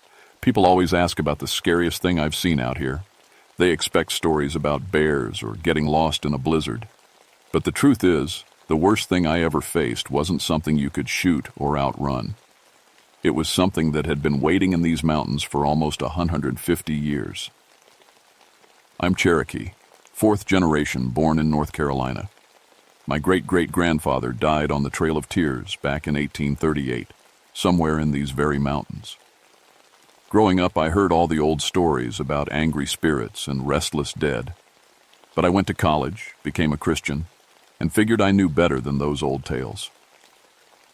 That was before April 1985. The call came in on a Tuesday morning. 3 backpackers found dead near Cataract Falls, way back in the restricted area. No visible wounds, no signs of struggle. Just 3 young people who went to sleep healthy and never woke up. The weird part? They looked like they'd aged 30 years overnight. I hiked out there with my partner, Jim Martinez, 20 miles from the nearest road, deep in what the Cherokee Nation still considers sacred ground. The spot sits at about 4,000 feet, covered in old-growth forest that makes you feel small, real small. The campsite looked normal at first. 3 tents in a neat triangle, camp stove still set up, food hanging properly in a bear bag. But something felt wrong. The air was too still, no bird sounds. Even the insects had gone quiet. "Look at this," Jim called from the first tent. Inside was a young man, maybe 25, lying in his sleeping bag like he was taking a nap. Except his face was lined with wrinkles that hadn't been there when he'd gone to sleep. His hair had gone completely gray. The medical examiner would later say he died of extreme old age, but he'd been a healthy college student the day before. The other 2 tents were the same. A young couple, probably on a romantic getaway, both aged to death in their sleep. "What the hell could do this?" Jim whispered. I didn't answer because I was staring at the shadows around the campsite. The sun was directly overhead, but the shadows weren't falling right. They stretched in directions that didn't match any tree or rock I could see, and I swear they were moving. "We need to find the other 2, I said. The group had been 5 people. 2 were missing. We found them a quarter mile away, huddled behind a fallen log. Sarah and Mike, both about 22, both in shock. They'd been hiding there for 2 days without food or water. "They came at night," Sarah whispered when I knelt beside her. "The shadows came alive. They were hunting us." Mike grabbed my arm. "They spoke Cherokee. Old Cherokee words I'd never heard before. They knew our names, Sam." "How did they know our names?" I felt ice in my stomach. My grandmother used to say that when the dead spoke your name, they were calling you home. "What did they look like?" I asked. "That's just it," Sarah said. "They didn't look like anything. They were just shadows. But they moved wrong, like they were walking on trails we couldn't see." I helped them to their feet and started leading them out. But as we walked, I kept looking over my shoulder. The shadows were following us. I was sure of it. They stayed just at the edge of my vision, dark shapes that shouldn't exist. When we reached the ranger station, I filed my report. 3 deaths by unknown causes, 2 survivors suffering from exposure and shock. I wrote it all down in clean official language that didn't mention shadows or Cherokee words, or the feeling that something ancient and angry was stirring in those mountains. But that night, lying in bed, I couldn't stop thinking about what Sarah had said. The shadows spoke Cherokee. They knew names. My phone rang at 3 a.m. It was Jim. "Sam, you need to get down here. We've got another situation." "Where?" "Same area, family of 4. Went camping yesterday. They just called in on their emergency radio screaming about being hunted by ghosts." I drove through the darkness back to the mountains, and for the first time in 18 years as a ranger, I was scared. Really scared. Because deep down, I was starting to remember the stories my grandmother told. Stories about what happens when you disturb the places where Cherokee died. Stories about shadows that remember everything. The rescue took 6 hours. By the time we reached the family, the father had gone completely gray and the mother was speaking Cherokee words she claimed she'd never learned. Their 2 kids, 8 and 10 years old, kept pointing at empty spaces in the forest and crying. "There!" the little girl screamed. "The sad people! They're coming back!" I looked where she pointed and saw nothing, but the temperature dropped 20 degrees in that exact spot. We got the family out, but I couldn't shake what had happened. 4 incidents in 3 days, all in the same area, all involving shadows and Cherokee words and people aging or changing in impossible ways. That evening I drove to see Joseph Sequoia, an elder from the eastern band of Cherokee. He lived in a small house on the reservation, about an hour from the park. Joseph was 93 years old, and one of the few people left who spoke the old dialect fluently. "Samuel Nighthawk," he said when I knocked on his door. "I wondered when you'd come. You heard about what's happening? I felt it 3 days ago. The Nv Utsiedi is awake." I knew enough Cherokee to understand. Angry fire. The spirits of those who died in rage. Joseph invited me in and made coffee. His house was full of old photographs and Cherokee artifacts. On the wall hung a map of North Carolina from 1838, showing the removal routes. "Your great-great-grandfather was Walks with Thunder," Joseph said. It wasn't a question. "Yes, sir. He died at Cataract Falls, him and 47 others. They were too sick to walk, so the soldiers left them there to die. No burial, no ceremony, just left them like garbage." My coffee cup shook in my hands. That's where the incidents are happening. The white government wants to build something there. Resort or some such thing. They've been doing surveys, digging test holes. Joseph's eyes went hard. Disturbing the dead. But why now? It's been almost 150 years. Anger doesn't die, Samuel. It just waits. And when you poke at old wounds, he shrugged. Your ancestors are trying to tell you something. I drove back home feeling sick. That night I pulled out all my family records. Everything my grandmother had saved. Birth certificates, death records, hand-drawn maps passed down through generations. At 2 a.m., I found it. A letter written by my great-great-grandmother in 1839, describing how Walks with Thunder had died. The soldiers said he was too weak to travel. They left him with the others by the big waterfall. I begged them to let me stay, but they dragged me away. I heard him calling my name until I couldn't hear anymore. He said he would wait for me. He said the land would remember.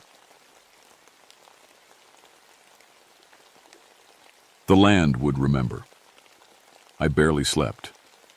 At dawn, I was back in the mountains, hiking alone to Cataract Falls. I needed to see the place in daylight, needed to understand what was happening. The trail felt different. Every step seemed too loud. The forest watched me with 1,000 invisible eyes. When I reached the falls, I understood why the Cherokee had considered this place sacred. The water fell 200 feet down a rock face, creating a pool so clear you could see every stone on the bottom. It was beautiful and peaceful and completely wrong. The shadows here moved independently of the sun. I sat on a rock and tried to think like a ranger, not like a Cherokee descendant scared of ghost stories. But as I watched, the shadows began to take shape. Human shapes, walking along paths that hadn't existed for decades. "You see us now?" a voice said behind me. I spun around. An old Cherokee man stood 10 feet away, wearing traditional clothes from the 1800s. He was translucent, like looking through smoke, but his eyes burned with intelligence and fury. "Your walks with thunder," I whispered. "I am your blood, and you have finally come." My hands shook as I stood up. "What do you want?" "Justice, recognition, the right to rest." He gestured around the falls. 48 of us died here. 48 Cherokee thrown away like trash. No prayers, no burial, no acknowledgement we ever existed. More shapes appeared. Men, women, children, all translucent, all wearing the clothes they'd died in. They stood silent, watching me with expressions of incredible sadness and rage. "The white government wants to build on our bones," Walks with Thunder continued. "Hotels where families can vacation over Cherokee graves. We will not allow this." "So you're killing innocent people?" His expression hardened. "We take years from the living to balance the years stolen from us. We speak through them to be heard. We do what we must. There has to be another way." "Then find it, grandson. Because if you don't, we will make this mountain uninhabitable for the living. Too many have died unremembered. We will not be forgotten again." The spirits faded, but their presence remained. I could feel them watching, waiting. I hiked back to the ranger station with a terrible understanding. This wasn't just about angry ghosts. This was about injustice that had festered for 150 years. And somehow, I was supposed to fix it. But how do you give justice to the dead? The incidents got worse. Over the next week, 12 more people reported encounters with Cherokee ghosts in the Cataract Falls area. A rock climbing group found their ropes arranged in the pattern of a Cherokee burial ground. A photography team discovered their cameras had captured images of Cherokee families that hadn't been visible when they took the shots. The worst case was a solo hiker named Tom Bradley. We found him wandering the trails, completely lost and speaking fluent Cherokee. When we finally got him to a hospital, he told the doctors detailed stories about Cherokee removal that matched historical records he'd never read. He was 35 years old but looked 60, and he kept asking for people who'd been dead for a century. The Park Service wanted to close the area quietly, but word was spreading. Local newspapers picked up the story. Cherokee Nation officials started asking hard questions about what the government knew and when they knew it. Meanwhile, I was having my own encounters. Every time I went into those mountains, I saw them, Cherokee spirits walking their old trails, speaking in voices like wind through leaves. They didn't threaten me directly, but I could feel their frustration growing. "Time is short," Walks with Thunder told me during one encounter. "The Earth Movers come next month. The white government has signed papers to begin construction." "What construction? I haven't heard anything official." "A resort, 200 rooms, golf course, swimming pools." His voice carried centuries of bitter fury. "Built on the bones of Cherokee children." I spent the next day making phone calls. Finally, I reached someone at the State Tourism Board who admitted they were exploring opportunities for private development in previously restricted areas of the park. "It's just preliminary," she said. "Survey work, environmental impact studies. Nothing's been decided." But when I hiked back to Cataract Falls, I found the survey stakes. Orange plastic markers driven into the ground in a grid pattern right over the area where 48 Cherokee people had died and been left unburied. That night I called Joseph Sequoia. "They're going to build on the burial ground," I told him. "I know. The spirits have been visiting me too. Your ancestor came to my dreams last night." "What did he say?" "That you have Cherokee, blood, but a white man's job. He wants to know which side you'll choose when the time comes." "What's that supposed to mean?" "You work for the government that killed us, Samuel, but you carry the blood of the murdered. Soon you'll have to decide who you serve." The call left me feeling sick. I'd spent 18 years as a ranger, protecting these mountains and serving the public. But now I was caught between the job I loved and ancestors demanding justice. 3 days later, the choice was made for me. I was leading a search and rescue operation for another missing hiker when we found the survey crew. 6 men with GPS equipment and ground-penetrating radar, mapping the subsurface around Cataract Falls. "You need to leave this area immediately," I told the crew chief. "We have permits," he said, showing me official documents. "State Tourism Board contracted us to evaluate development potential. This is Cherokee sacred ground. It's protected." "Not according to these papers. The federal government reclassified this area last month. It's open for commercial development now." I stared at the documents. Everything was legal, properly filed, officially stamped. The Cherokee Nation hadn't been consulted. The Park Service hadn't been notified. The burial ground where my great-great-grandfather died was about to become a golf course. That's when the spirits struck back. The survey equipment started malfunctioning. GPS units showed locations that didn't exist. Ground-penetrating radar detected structures that couldn't be there. But the worst part was the temperature drops. Every time the crew tried to take readings over the burial areas, the air went Arctic cold. Men working in 70-degree weather suddenly needed winter coats. Their breath came out in clouds. Ice formed on their equipment. "What the hell is happening here?" the crew chief demanded. I looked around at the survey stakes and the radar equipment and the official documents that reduced Cherokee dead to inconvenient obstacles to development.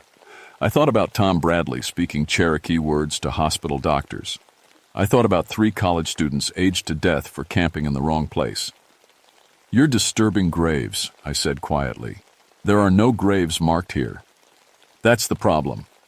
The crew chief looked at me like I was crazy, but his men were already packing up their equipment, spooked by the impossible cold and the shadows that moved wrong. "We'll be back tomorrow with more people," he warned me. "No," I said. "You won't." That night, I made a decision that would end my career and change my life forever.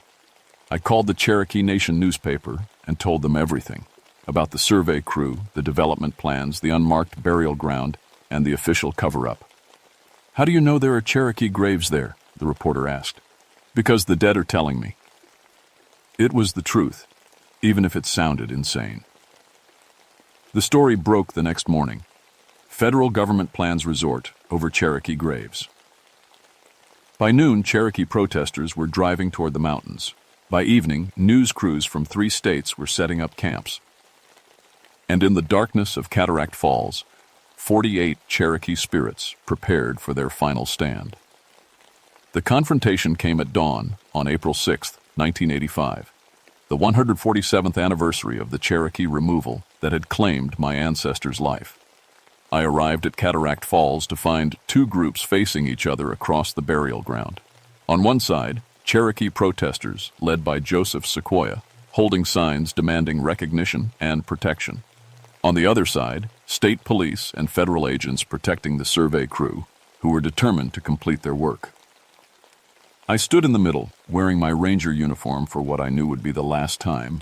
"Samuel," called Agent Morrison from the FBI, "move away from the protesters. You're a federal employee." "Samuel," called Joseph Sequoia from the Cherokee side, "remember who you are?" The survey crew began setting up their equipment again. The Cherokee protesters started singing traditional mourning songs, and I felt the temperature plummet as 48 angry spirits gathered around us. "Stop," I called to the survey crew. "Don't use that equipment here." "Ranger Nighthawk," Agent Morrison said firmly, "you're interfering with a federal operation." "I'm trying to prevent people from getting killed." That's when the first surveyor screamed. He'd been operating the ground-penetrating radar when his face went white and his hair turned gray.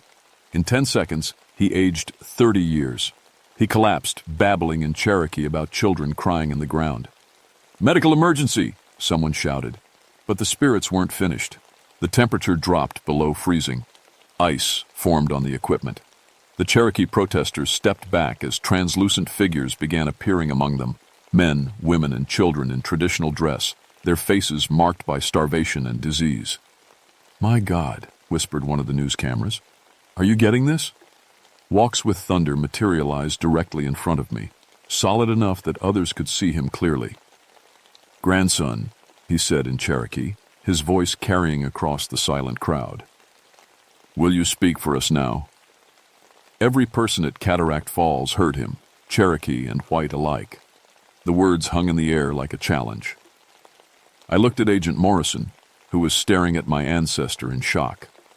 I looked at the survey crew, huddled around their aged colleague. I looked at the Cherokee protesters, some weeping at the sight of their dead relatives. Then I walked to the center of the burial ground and began speaking in English and Cherokee. "This is Nvi Amayehi Asgaya, the place where people died. In 1838, 48 Cherokee people were left here to die during the removal. My great-great-grandfather, Walks with Thunder, was on Sots of them. They were never buried, never honored, never remembered." I pointed to the survey stakes driven into the ground. "Those markers are placed over Cherokee bones. Every single one. The government wants to build a resort here, but they're building on graves. Unmarked graves of people who died in one of this country's greatest tragedies."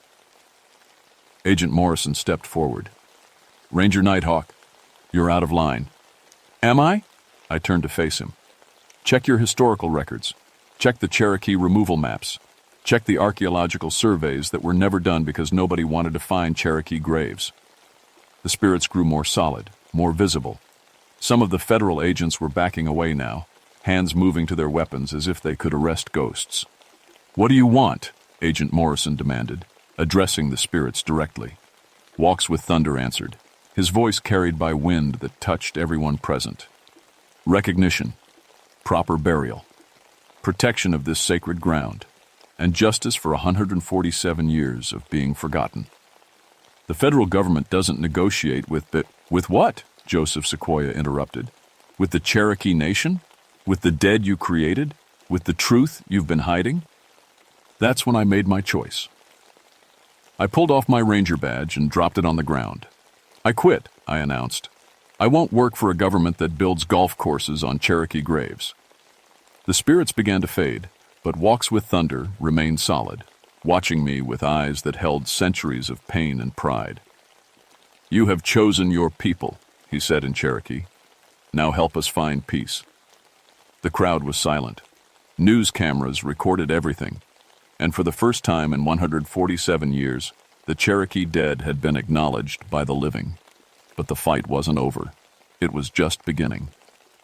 6 months later, I stood at Cataract Falls again. But this time, it looked completely different. The survey stakes were gone. In their place stood a beautiful stone memorial with 48 names carved in Cherokee syllabary and English. The federal court had ruled the field area a protected Cherokee burial ground after archaeological surveys confirmed what the spirits had told us all along. The resort project was canceled. The development permits were revoked. The Cherokee Nation was granted co-management of the site, and I had a new job as cultural liaison between the Park Service and Cherokee Nation. Tom Bradley recovered completely once the spirits found peace. The aged surveyor returned to normal appearance. The mysterious incidents stopped. But the spirits didn't disappear entirely. "We can rest now," Walks with Thunder told me during our final conversation. "But we will not sleep. If the sacred places are threatened again, we will wake." Joseph Sequoia performed the proper burial ceremonies with Cherokee elders from Oklahoma and North Carolina. Hundreds of Cherokee people came to honor relatives they'd never known were buried there. For the first time in 147 years, the dead were properly mourned. I still work in these mountains, but my job is different now. I guide Cherokee families who come to visit their ancestors. I make sure the burial ground stays protected. And sometimes, late at night when the moon is dark, I still see them, shadows walking the old trails, but peaceful now. Spirits who know they're remembered. The memorial at Cataract Falls reads, "Here lie 48 Cherokee people who died during the removal of 1838. They were forgotten by history, but not by their descendants. May they rest in peace, and may we never forget their sacrifice." Every year on April 6th, Cherokee families gather there to remember. Children learn the names of ancestors they never knew existed. The dead are no longer silent. Some wounds take generations to heal, but healing begins when we stop forgetting and start remembering. I learned that the hard way in the spring of 1985, when the shadows of my ancestors taught me that the dead never trules. I rest until the living acknowledge their pain. And in the Great Smoky Mountains of North Carolina, that acknowledgement finally came 147 years too late, but not a moment too soon. The Cherokee burial ground at Cataract Falls remains protected today. Samuel Nighthawk continues to serve as cultural liaison, ensuring that the dead stay at peace and the living remember their names.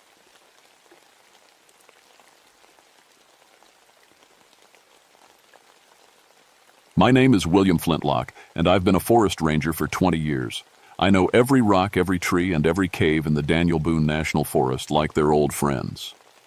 At 46, I've seen floods that could swallow houses, rescued lost hikers from cliffs that would make your knees shake, and mapped cave systems that go deeper than anyone should ever go. But I never saw anything like what happened in the summer of 1972. People around here have always told stories about the Red River Gorge. Old-timers talk about cave devils that steal souls, about miners who went into the earth and never came back. I used to laugh at those stories. 20 years of crawling through dark holes in the ground, and the only devils I ever met were sharp rocks and bad air. That changed when the spring floods came. The water hit us harder than anyone expected. Rivers that usually whispered through the gorge turned into roaring monsters. When it finally stopped, the landscape looked different. New rocks stuck out where they hadn't before. Trees hung in places that made no sense. And there were new cave openings, black holes in the cliff face that I swear hadn't been there the week before. That's when the Geological Survey team showed up. 4 young scientists from the state university, excited as kids on Christmas morning. They'd heard about the new caves and wanted to study them for their research. The team leader, Dr. Sarah Chen, couldn't have been older than 30. She reminded me of my own son, Tommy, who was planning to study geology himself. "Mr. Flintlock," she said, shaking my hand with the kind of firm grip that meant business, "we've read your papers on Kentucky cave systems. We'd be honored to have your guidance." I liked her immediately. Too many city scientists came down here thinking they knew better than the locals, but Dr. Chen listened when I talked, took notes when I warned her about unstable rock formations and underground streams that could rise without warning. "The new caves look promising," she explained, showing me their equipment. "Our preliminary readings suggest they connect to a much larger system than what's been mapped." I helped them set up base camp near the biggest new opening. It sat in the cliff face like a hungry mouth, about 6 feet high and twice as wide. The rock around it looked fresh broken, but something about it bothered me. When I ran my hands over the stone, it felt smooth, too smooth for something that had just been cracked open by floodwater. "You be careful in there," I told them. "These new caves haven't been tested.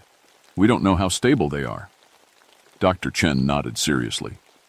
"We'll take every precaution, full safety gear, constant communication, emergency protocols." They disappeared into that black mouth at 8 in the morning. I was supposed to hear from them every 2 hours. By noon, my radio was silent. By evening, I knew something was wrong. I called for backup, but the nearest help was 50 miles away and wouldn't arrive until morning. The gorge was too remote, too dangerous to navigate in the dark. So I spent the night listening to static on my radio, staring at that cave opening, and trying to convince myself that their equipment had just failed. But deep in my gut, I knew better. At first light, I went in after them. The cave entrance led to a passage that sloped gently downward. My flashlight beam stretched ahead, showing smooth walls and a floor covered in loose gravel. Everything looked normal, until I found their equipment floating in an underground lake that shouldn't have existed. I stopped cold.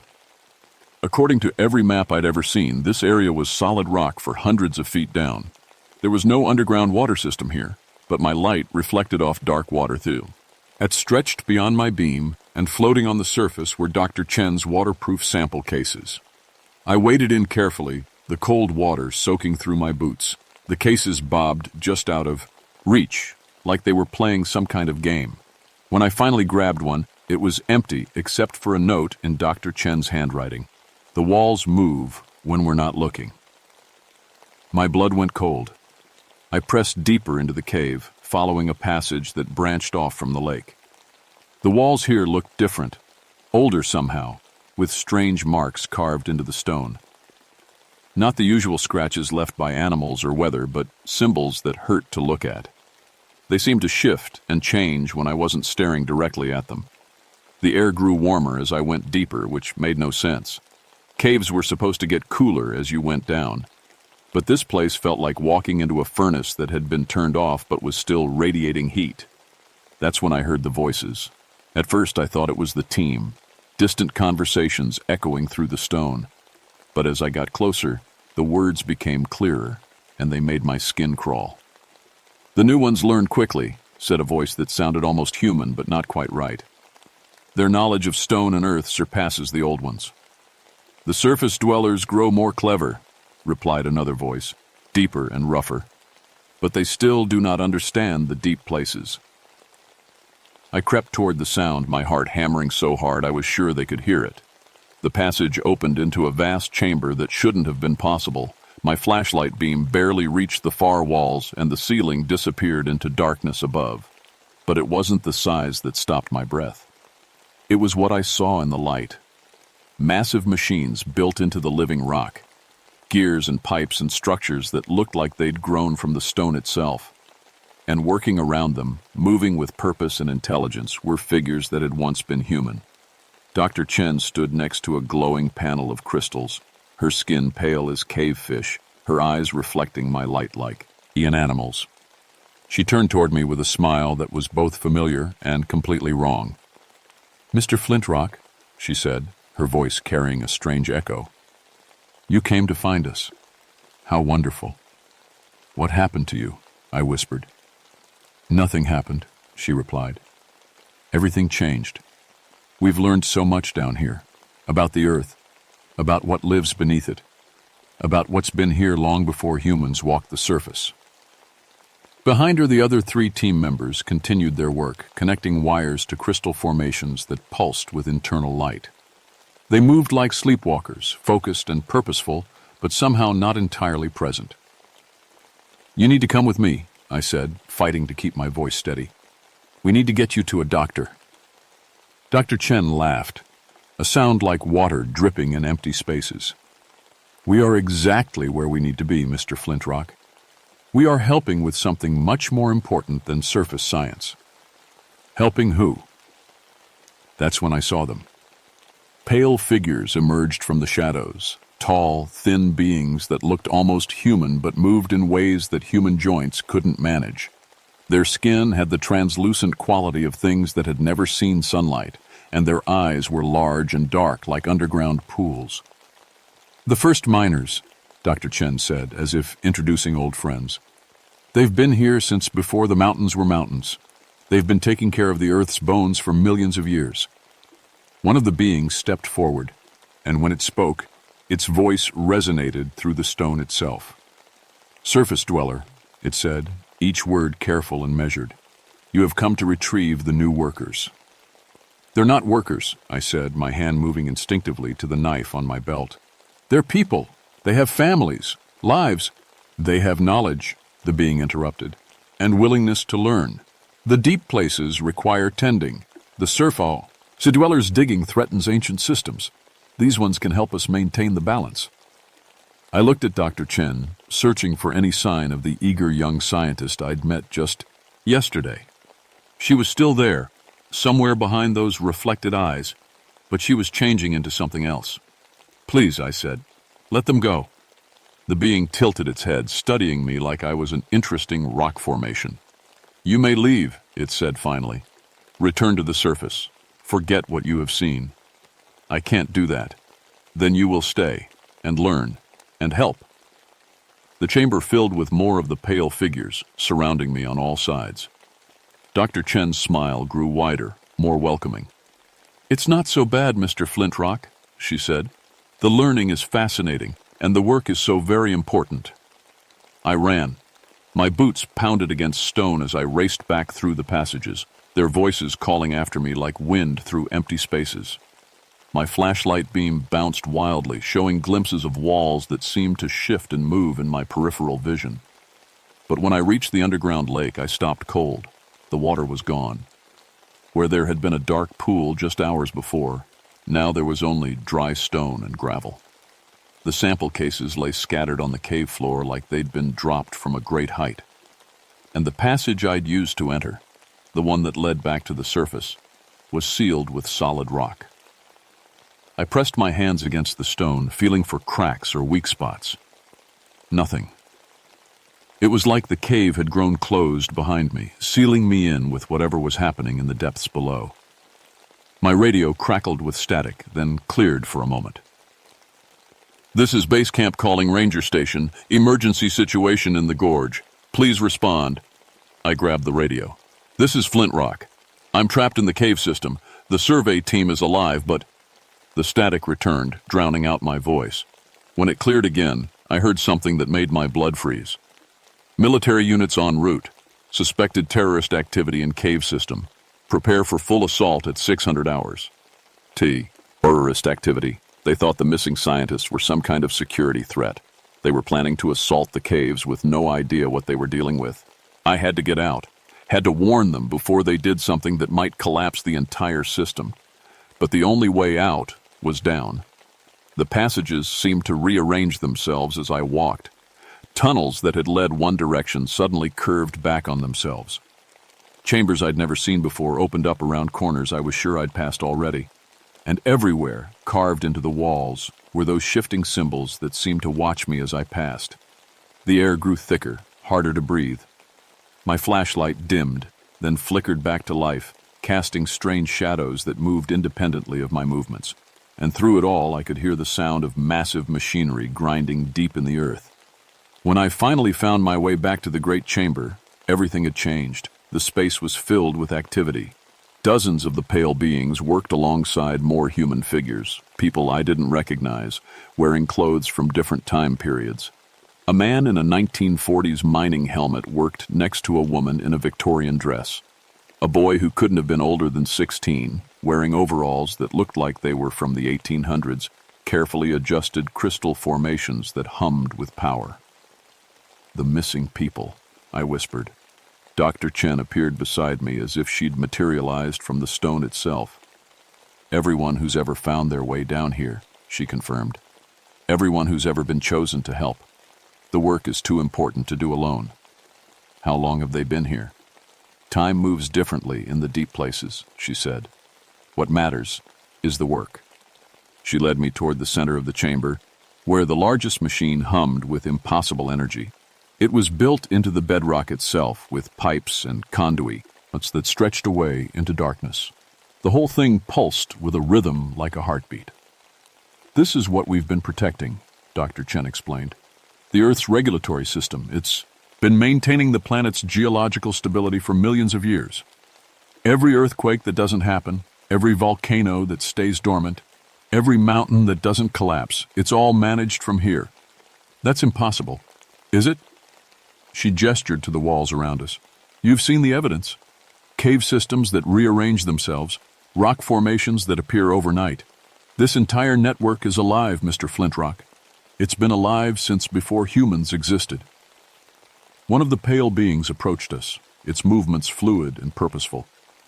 "The surface dwellers prepare to attack," it said, its voice resonating through the stone. "Their weapons will damage critical systems. If the regulatory network fails, the surface will experience cascading geological collapse." "Earthquakes," Dr. Chen translated. "Massive ones.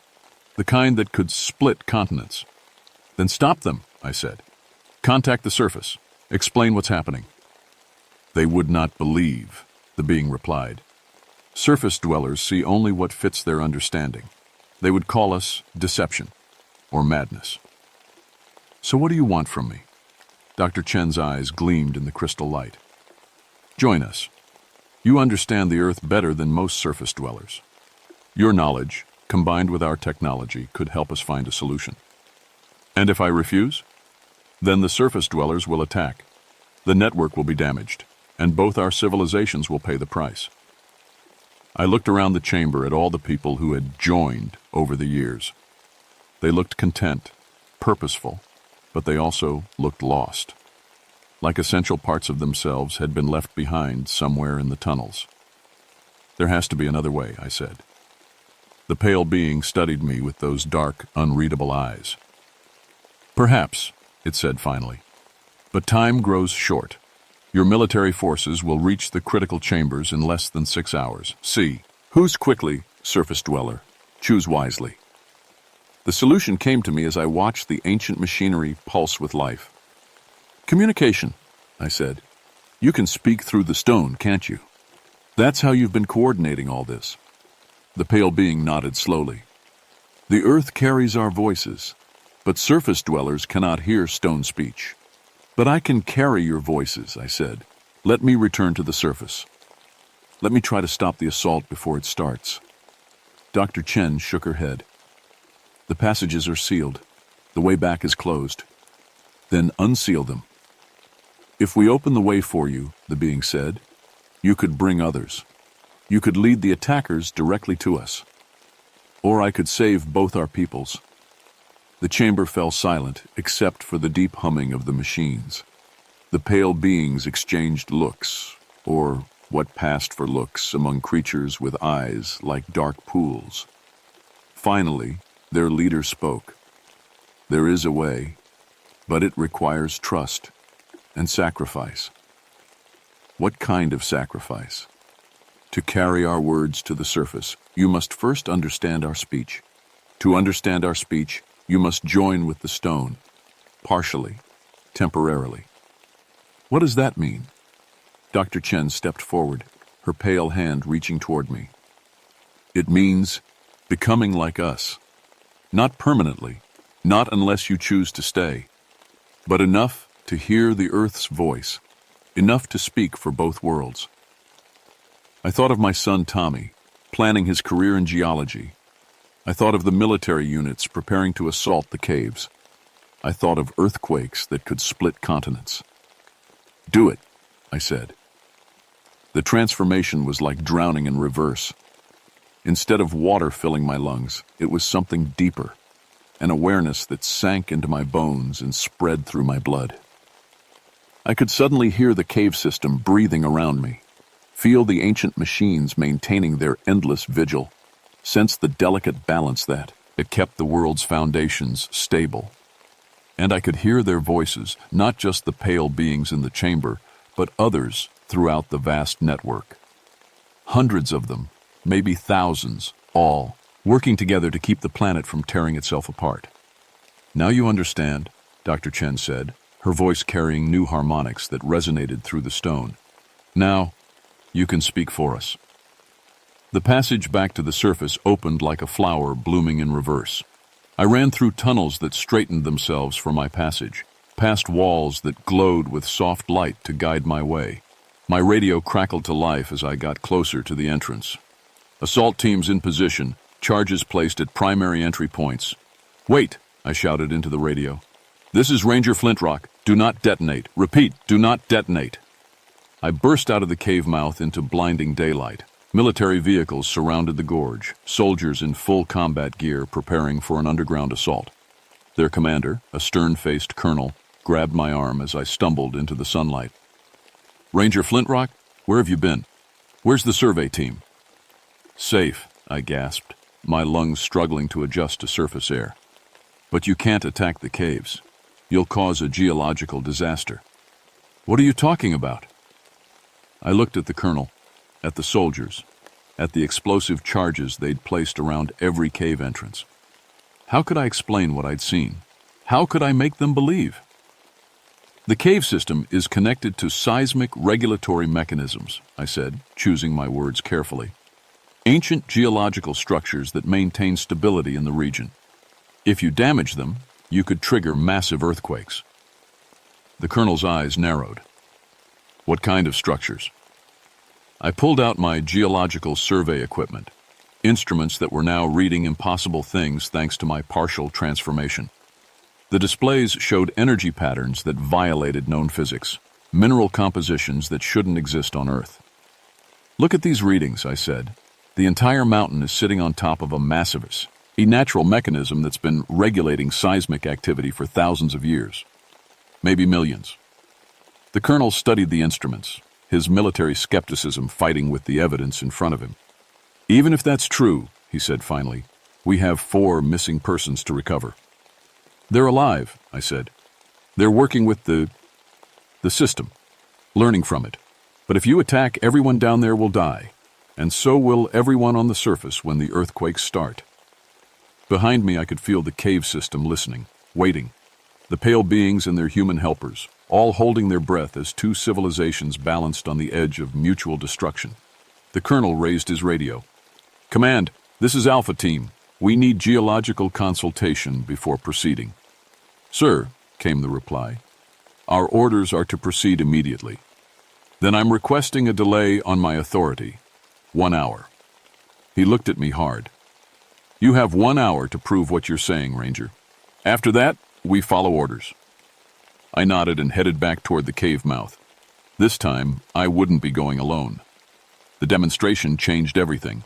With the colonel and 3 of his senior officers following, I led them just inside the main cave entrance. Deep enough to see the impossible. Walls that glowed with internal light. Passages that curved in directions that defied geometry. Instruments that detected energy patterns from deep within the earth. Jesus Christ, one of the officers whispered. The mountain is alive, I explained, my voice carrying new harmonics that made the stone around us hum in response. Not alive like an animal, but alive like a machine that's been running for millions of years.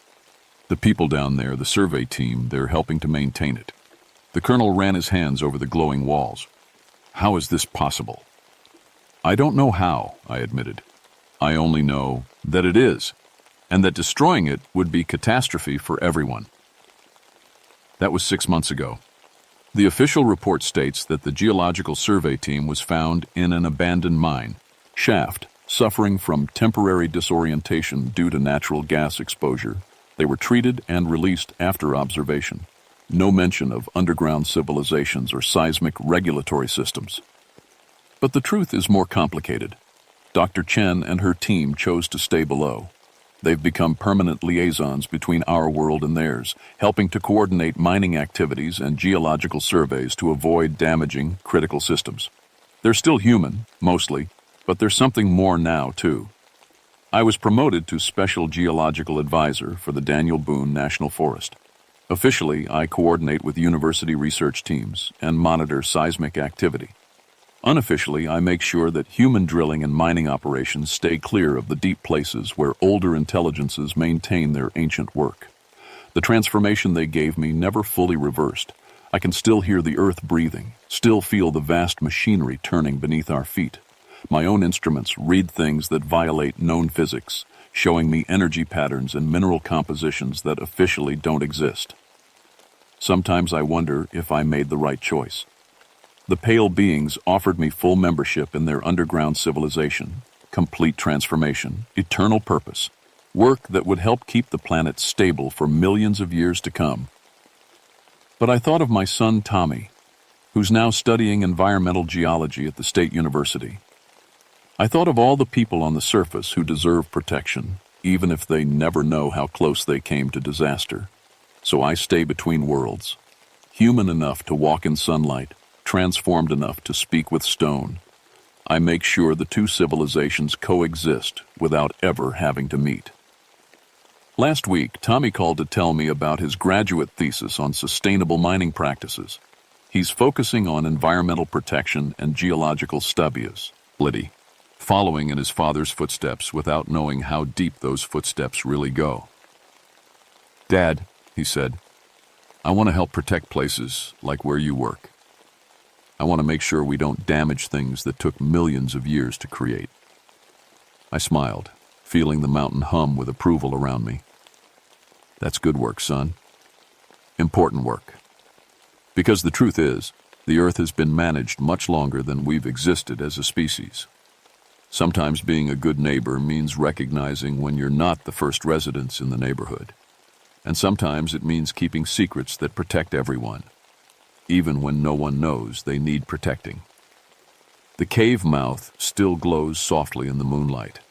The passages still rearrange themselves when surface dwellers get too curious. And deep below, ancient machines continue their patient work, tended by beings who were old when the mountains were young. I check on them regularly. It's part of my job now. Both jobs.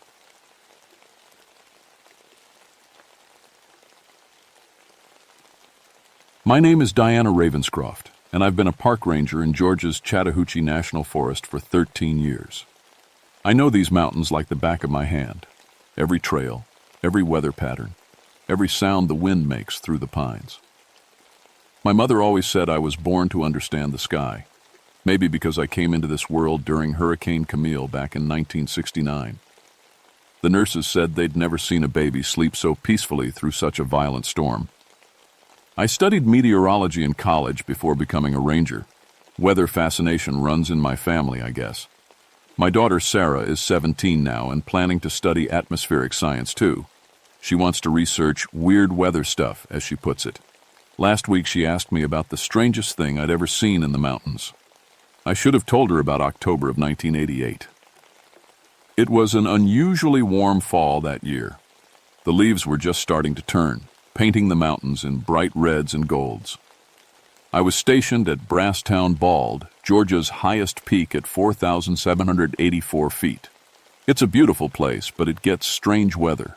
Fog rolls in thick and fast up there, sometimes so dense you can't see your own feet. The Creek Indians used to tell stories about these mountains. They called them the home of sky spirits, beings that lived in the clouds and controlled the weather. Old Mary Windwalker from the tribal council told me once that her great-grandmother saw people walk into the mist and never come back out. The clouds have eyes, she said. They watch and they remember. I never believed those stories. Not until that October day when 8 hikers went up the mountain and only 5 came back down. The group had permits for a 3-day camping trip. Experienced hikers, all of them. I checked their gear myself. Good equipment, plenty of food and water. The weather forecast was perfect. Clear skies, mild temperatures, light winds. Nothing that should have caused problems. They were supposed to radio in every 12 hours. The first call came right on schedule. "Beautiful evening up here, Ranger Ravenscroft," said Tom Morrison, their group leader. "Clear skies, great visibility. We'll check in tomorrow morning." But morning came and went without a word. By noon, I was worried. These weren't rookie hikers who forgot to call in. Tom had been leading groups for 15 years. I tried raising them on the radio, but got nothing but static. That was strange. Radio worked fine on Brasstown Bald most of the time. At 2 p.m., I decided to hike up and check on them. The weather was still perfect down at base camp, but as I climbed higher, I noticed something odd. The air felt different. Heavier. Like the pressure before a big storm. Except there wasn't a cloud in the sky. About halfway up, I met Jamie Fletcher stumbling down the trail. She was one of the 8 hikers, but she looked like she'd been lost for weeks. Her clothes were torn, her hair tangled with pine needles, and her eyes had a wild, scared look. "Jamie," I called out. "What happened? Where's the rest of your group?" She grabbed my arm with shaking hands. "The fog," she whispered. "It talked to us. It knew our names." That's when I knew something was very wrong in my mountains. Jamie wouldn't stop shaking as I helped her down to the ranger station.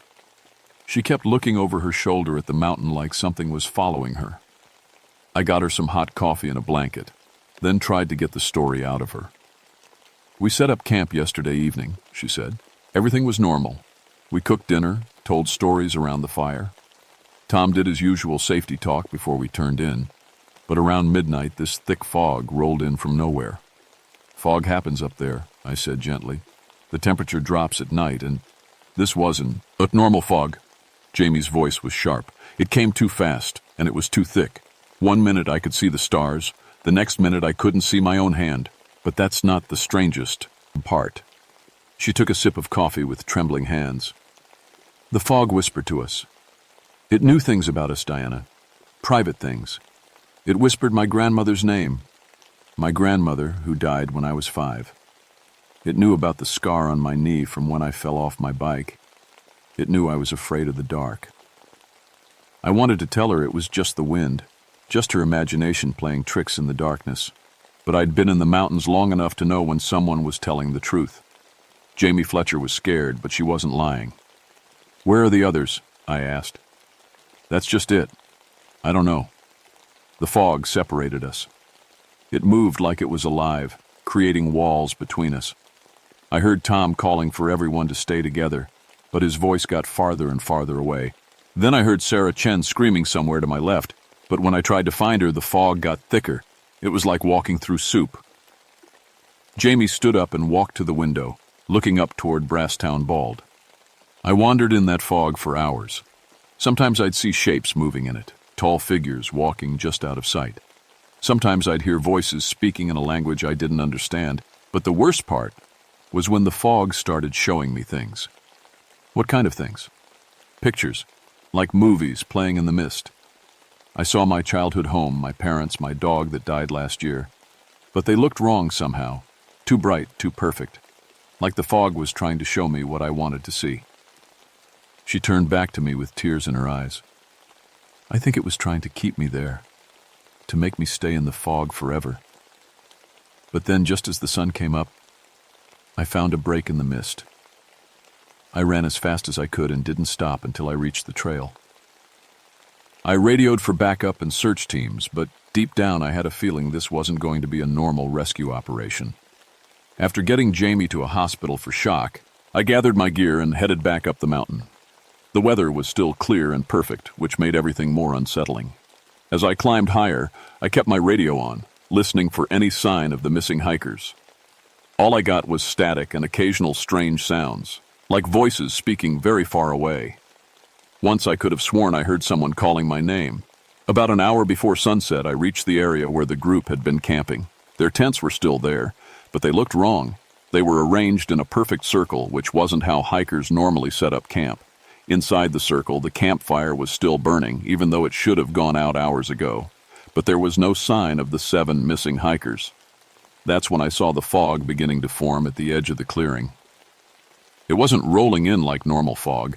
It was rising up from the ground like smoke, thick and white and completely silent. And as I watched, it started to take shape. At first, it looked like a wall of mist moving toward me, but then I realized it wasn't just moving. It was reaching, like enormous hands made of fog stretching out to touch me. I grabbed my radio. "Base camp, this is Diana. I need backup on Brasstown Bald immediately. We have a situation up here." Static answered me. Then, just as the fog reached the edge of the campsite, I heard a voice coming through the radio. It wasn't from base camp. "Diana Ravenscroft," the voice said in perfect English. "We've been waiting for you." The fog surrounded me, and the world disappeared.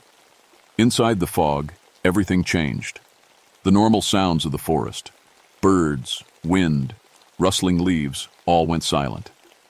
Even my own footsteps seemed muffled, like I was walking through cotton. But I wasn't alone in there. I could hear voices all around me, speaking in what sounded like Creek Indian language. Sometimes the voices were far away, sometimes they seemed right next to my ear, and slowly I began to understand what they were saying. "She is the one who watches the sky," one voice said. "She knows the ways of wind and rain," said another. "But does she understand what she has forgotten?" asked a third. The fog seemed to respond to my thoughts. When I tried to find my way back to the campsite, walls of mist would rise up to block my path. When I called out for the missing hikers, the fog would thin just enough for me to hear their voices in the distance, then thicken again before I could reach them. After what felt like hours, I found Tom Morrison sitting on a rock that definitely hadn't been there before. He looked calm, almost peaceful, which scared me more than if he'd been panicking. "Tom," I called out, "are you okay? We need to get you out of here." He looked at me with a strange smile. "Diana, you need to listen to them. They've been trying to talk to us for so long, but we forgot how to hear." "Talk to who, Tom? There's no one here but us in some very dangerous weather conditions." "The cloud beings," he said simply. "The Creek Indians knew about them. They've been watching over these mountains for thousands of years, but we've been hurting their home. The air is getting dirty. The weather is getting strange, They're trying to warn us." Before I could respond, the fog around Tom began to glow with a soft blue light. He stood up and walked into it, and both he and the light disappeared. I was alone again, but not for long. The mist began to show me things, just like Jamie had described. But these weren't comforting memories from my past. These were visions of the future. I saw the mountains covered in smog. I saw dead trees and empty streams. I saw storms more violent than anything I'd ever witnessed. Tornadoes ripping through Georgia, floods washing away towns, heat waves that killed everything green. Then I saw the cities. Atlanta choking under a brown dome of pollution. Savannah underwater from rising seas. The whole southeast turned into a desert. "This is what will happen," the voice said, "if the balance is not restored." The visions faded, and I found myself standing next to Sarah Chen and Marcus Webb, two more of the missing hikers. They were holding hands and staring up at something I couldn't see. "Sarah! Marcus!" I grabbed their shoulders. "We have to get out of here now." They turned to look at me, and their eyes were completely white, like they'd been rolled back in their heads. When they spoke, it wasn't their voices I heard. "The sky has been patient," they said in unison. "But patience has limits. The cloud beings offer one chance to make things right." "What do you want?" I asked the fog. The mist around us began to swirl faster, forming shapes and patterns. I saw faces in the clouds, ancient, wise faces with eyes like lightning. I saw great eagles made of vapor soaring overhead. I saw the entire mountain range from above, covered in a blanket of living fog. "We want what we have always wanted," the voices said. "Balance, respect, a promise that the sky will be kept clean and the weather will be allowed to follow its natural path." "I'm just a park ranger," I said. "I can't control pollution or climate change. I can't make promises for all of humanity." "But you understand the sky," they replied. "You have watched and learned. You can be our voice to your people." The fog began to thin, and I could see the other missing hikers scattered around the clearing. They were all standing perfectly still, like statues, with that same wide-eyed stare. All except one. David Park, the youngest member of the group, was backing away from the fog with terror on his face. "Diana," he shouted when he saw me. "Help me! They're trying to take us somewhere." I ran toward him, but the fog moved faster. It wrapped around David like a cocoon, lifting him off the ground. I could hear him screaming inside the mist, but his voice was getting fainter and failed. "Nintershi, stop!" I yelled at the fog. "Let him go!" The voices spoke again, but this time they sounded angry. "The choice is simple, Skywatcher. Join us willingly and help us save this world, or watch as we take more drastic measures." The fog around the other hikers began to glow that same blue light, and one by one, they started to fade away. Not disappear, fade, like they were being absorbed into the mist itself. "Where are you taking them?" I demanded. "To the place between earth and sky," the voices answered, "where they will be safe while we cleanse the air below." That's when I understood. The cloud beings weren't just trying to communicate, they were preparing to take action. And if I didn't find a way to stop them, they were going to take everyone on the mountain up into their sky realm and leave the rest of the world to face their weather-powered judgment alone. The fog began to close in around me, and I felt my feet leaving the ground. Being lifted into the fog was like being caught in a tornado made of cotton. I couldn't tell which way was up or down, and breathing became difficult as the mist grew thicker around me. But strangest of all, I could suddenly see everything clearly. The fog wasn't just fog, it was alive. Made up of thousands of tiny glowing beings that looked like miniature people with wings made of vapor. They swirled around me, chattering in their ancient language, and I realized I could understand every word.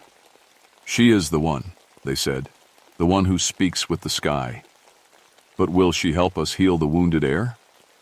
Or will she resist like the others?" I found myself standing on what felt like solid ground, though I could see clouds all around me. The missing hikers were there too, but they looked different. Their skin had a bluish tint, and when they breathed out, small clouds formed around their mouths, "Diana," Tom said, walking toward me. "They've shown us such amazing things.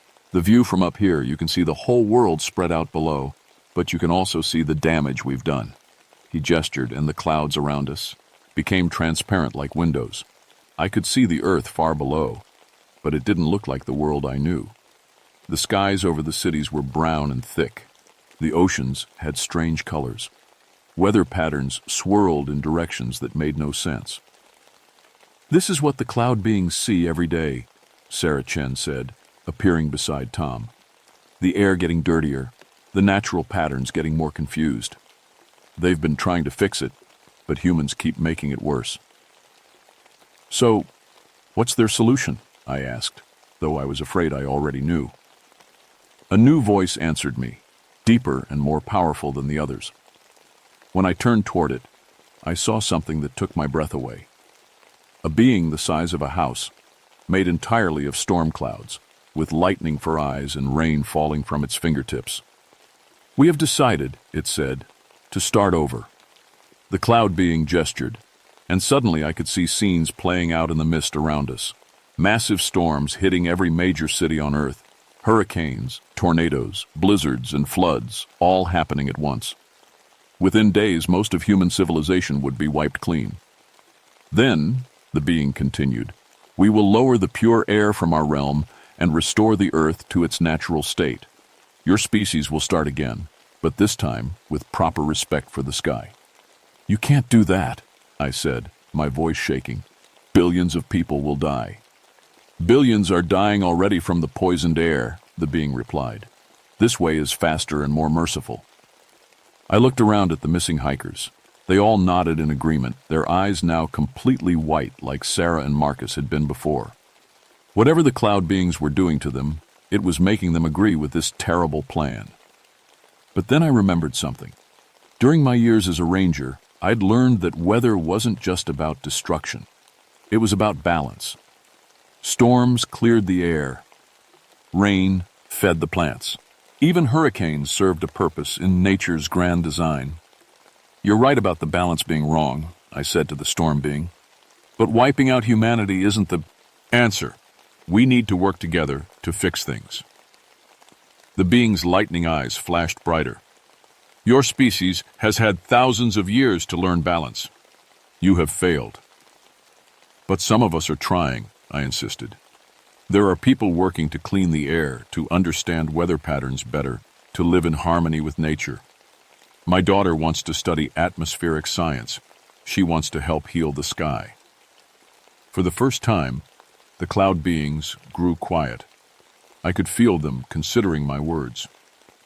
"What do you propose, Skywatcher?" the storm being asked. This was my chance, maybe the only chance to save both the world below and the people trapped up here in the clouds. "Let me be your messenger," I said. "Let me go back down and use my position to teach people about the importance of clean air and natural weather patterns. Give humanity one more chance to get it right. And if they fail again?" I took a deep breath of the cloud realm air. It was the cleanest, purest air I'd ever breathed, and I could feel it changing something inside me. "Then you do what you think is best," I said. "But let me try first." The storm being considered this for a long moment. Lightning flickered between its fingers as it weighed my offer. "Very well," it finally said. "But you will carry part of our essence with you.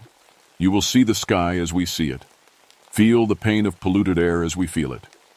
And if you fail to convince your people to change their ways—" "I understand," I said.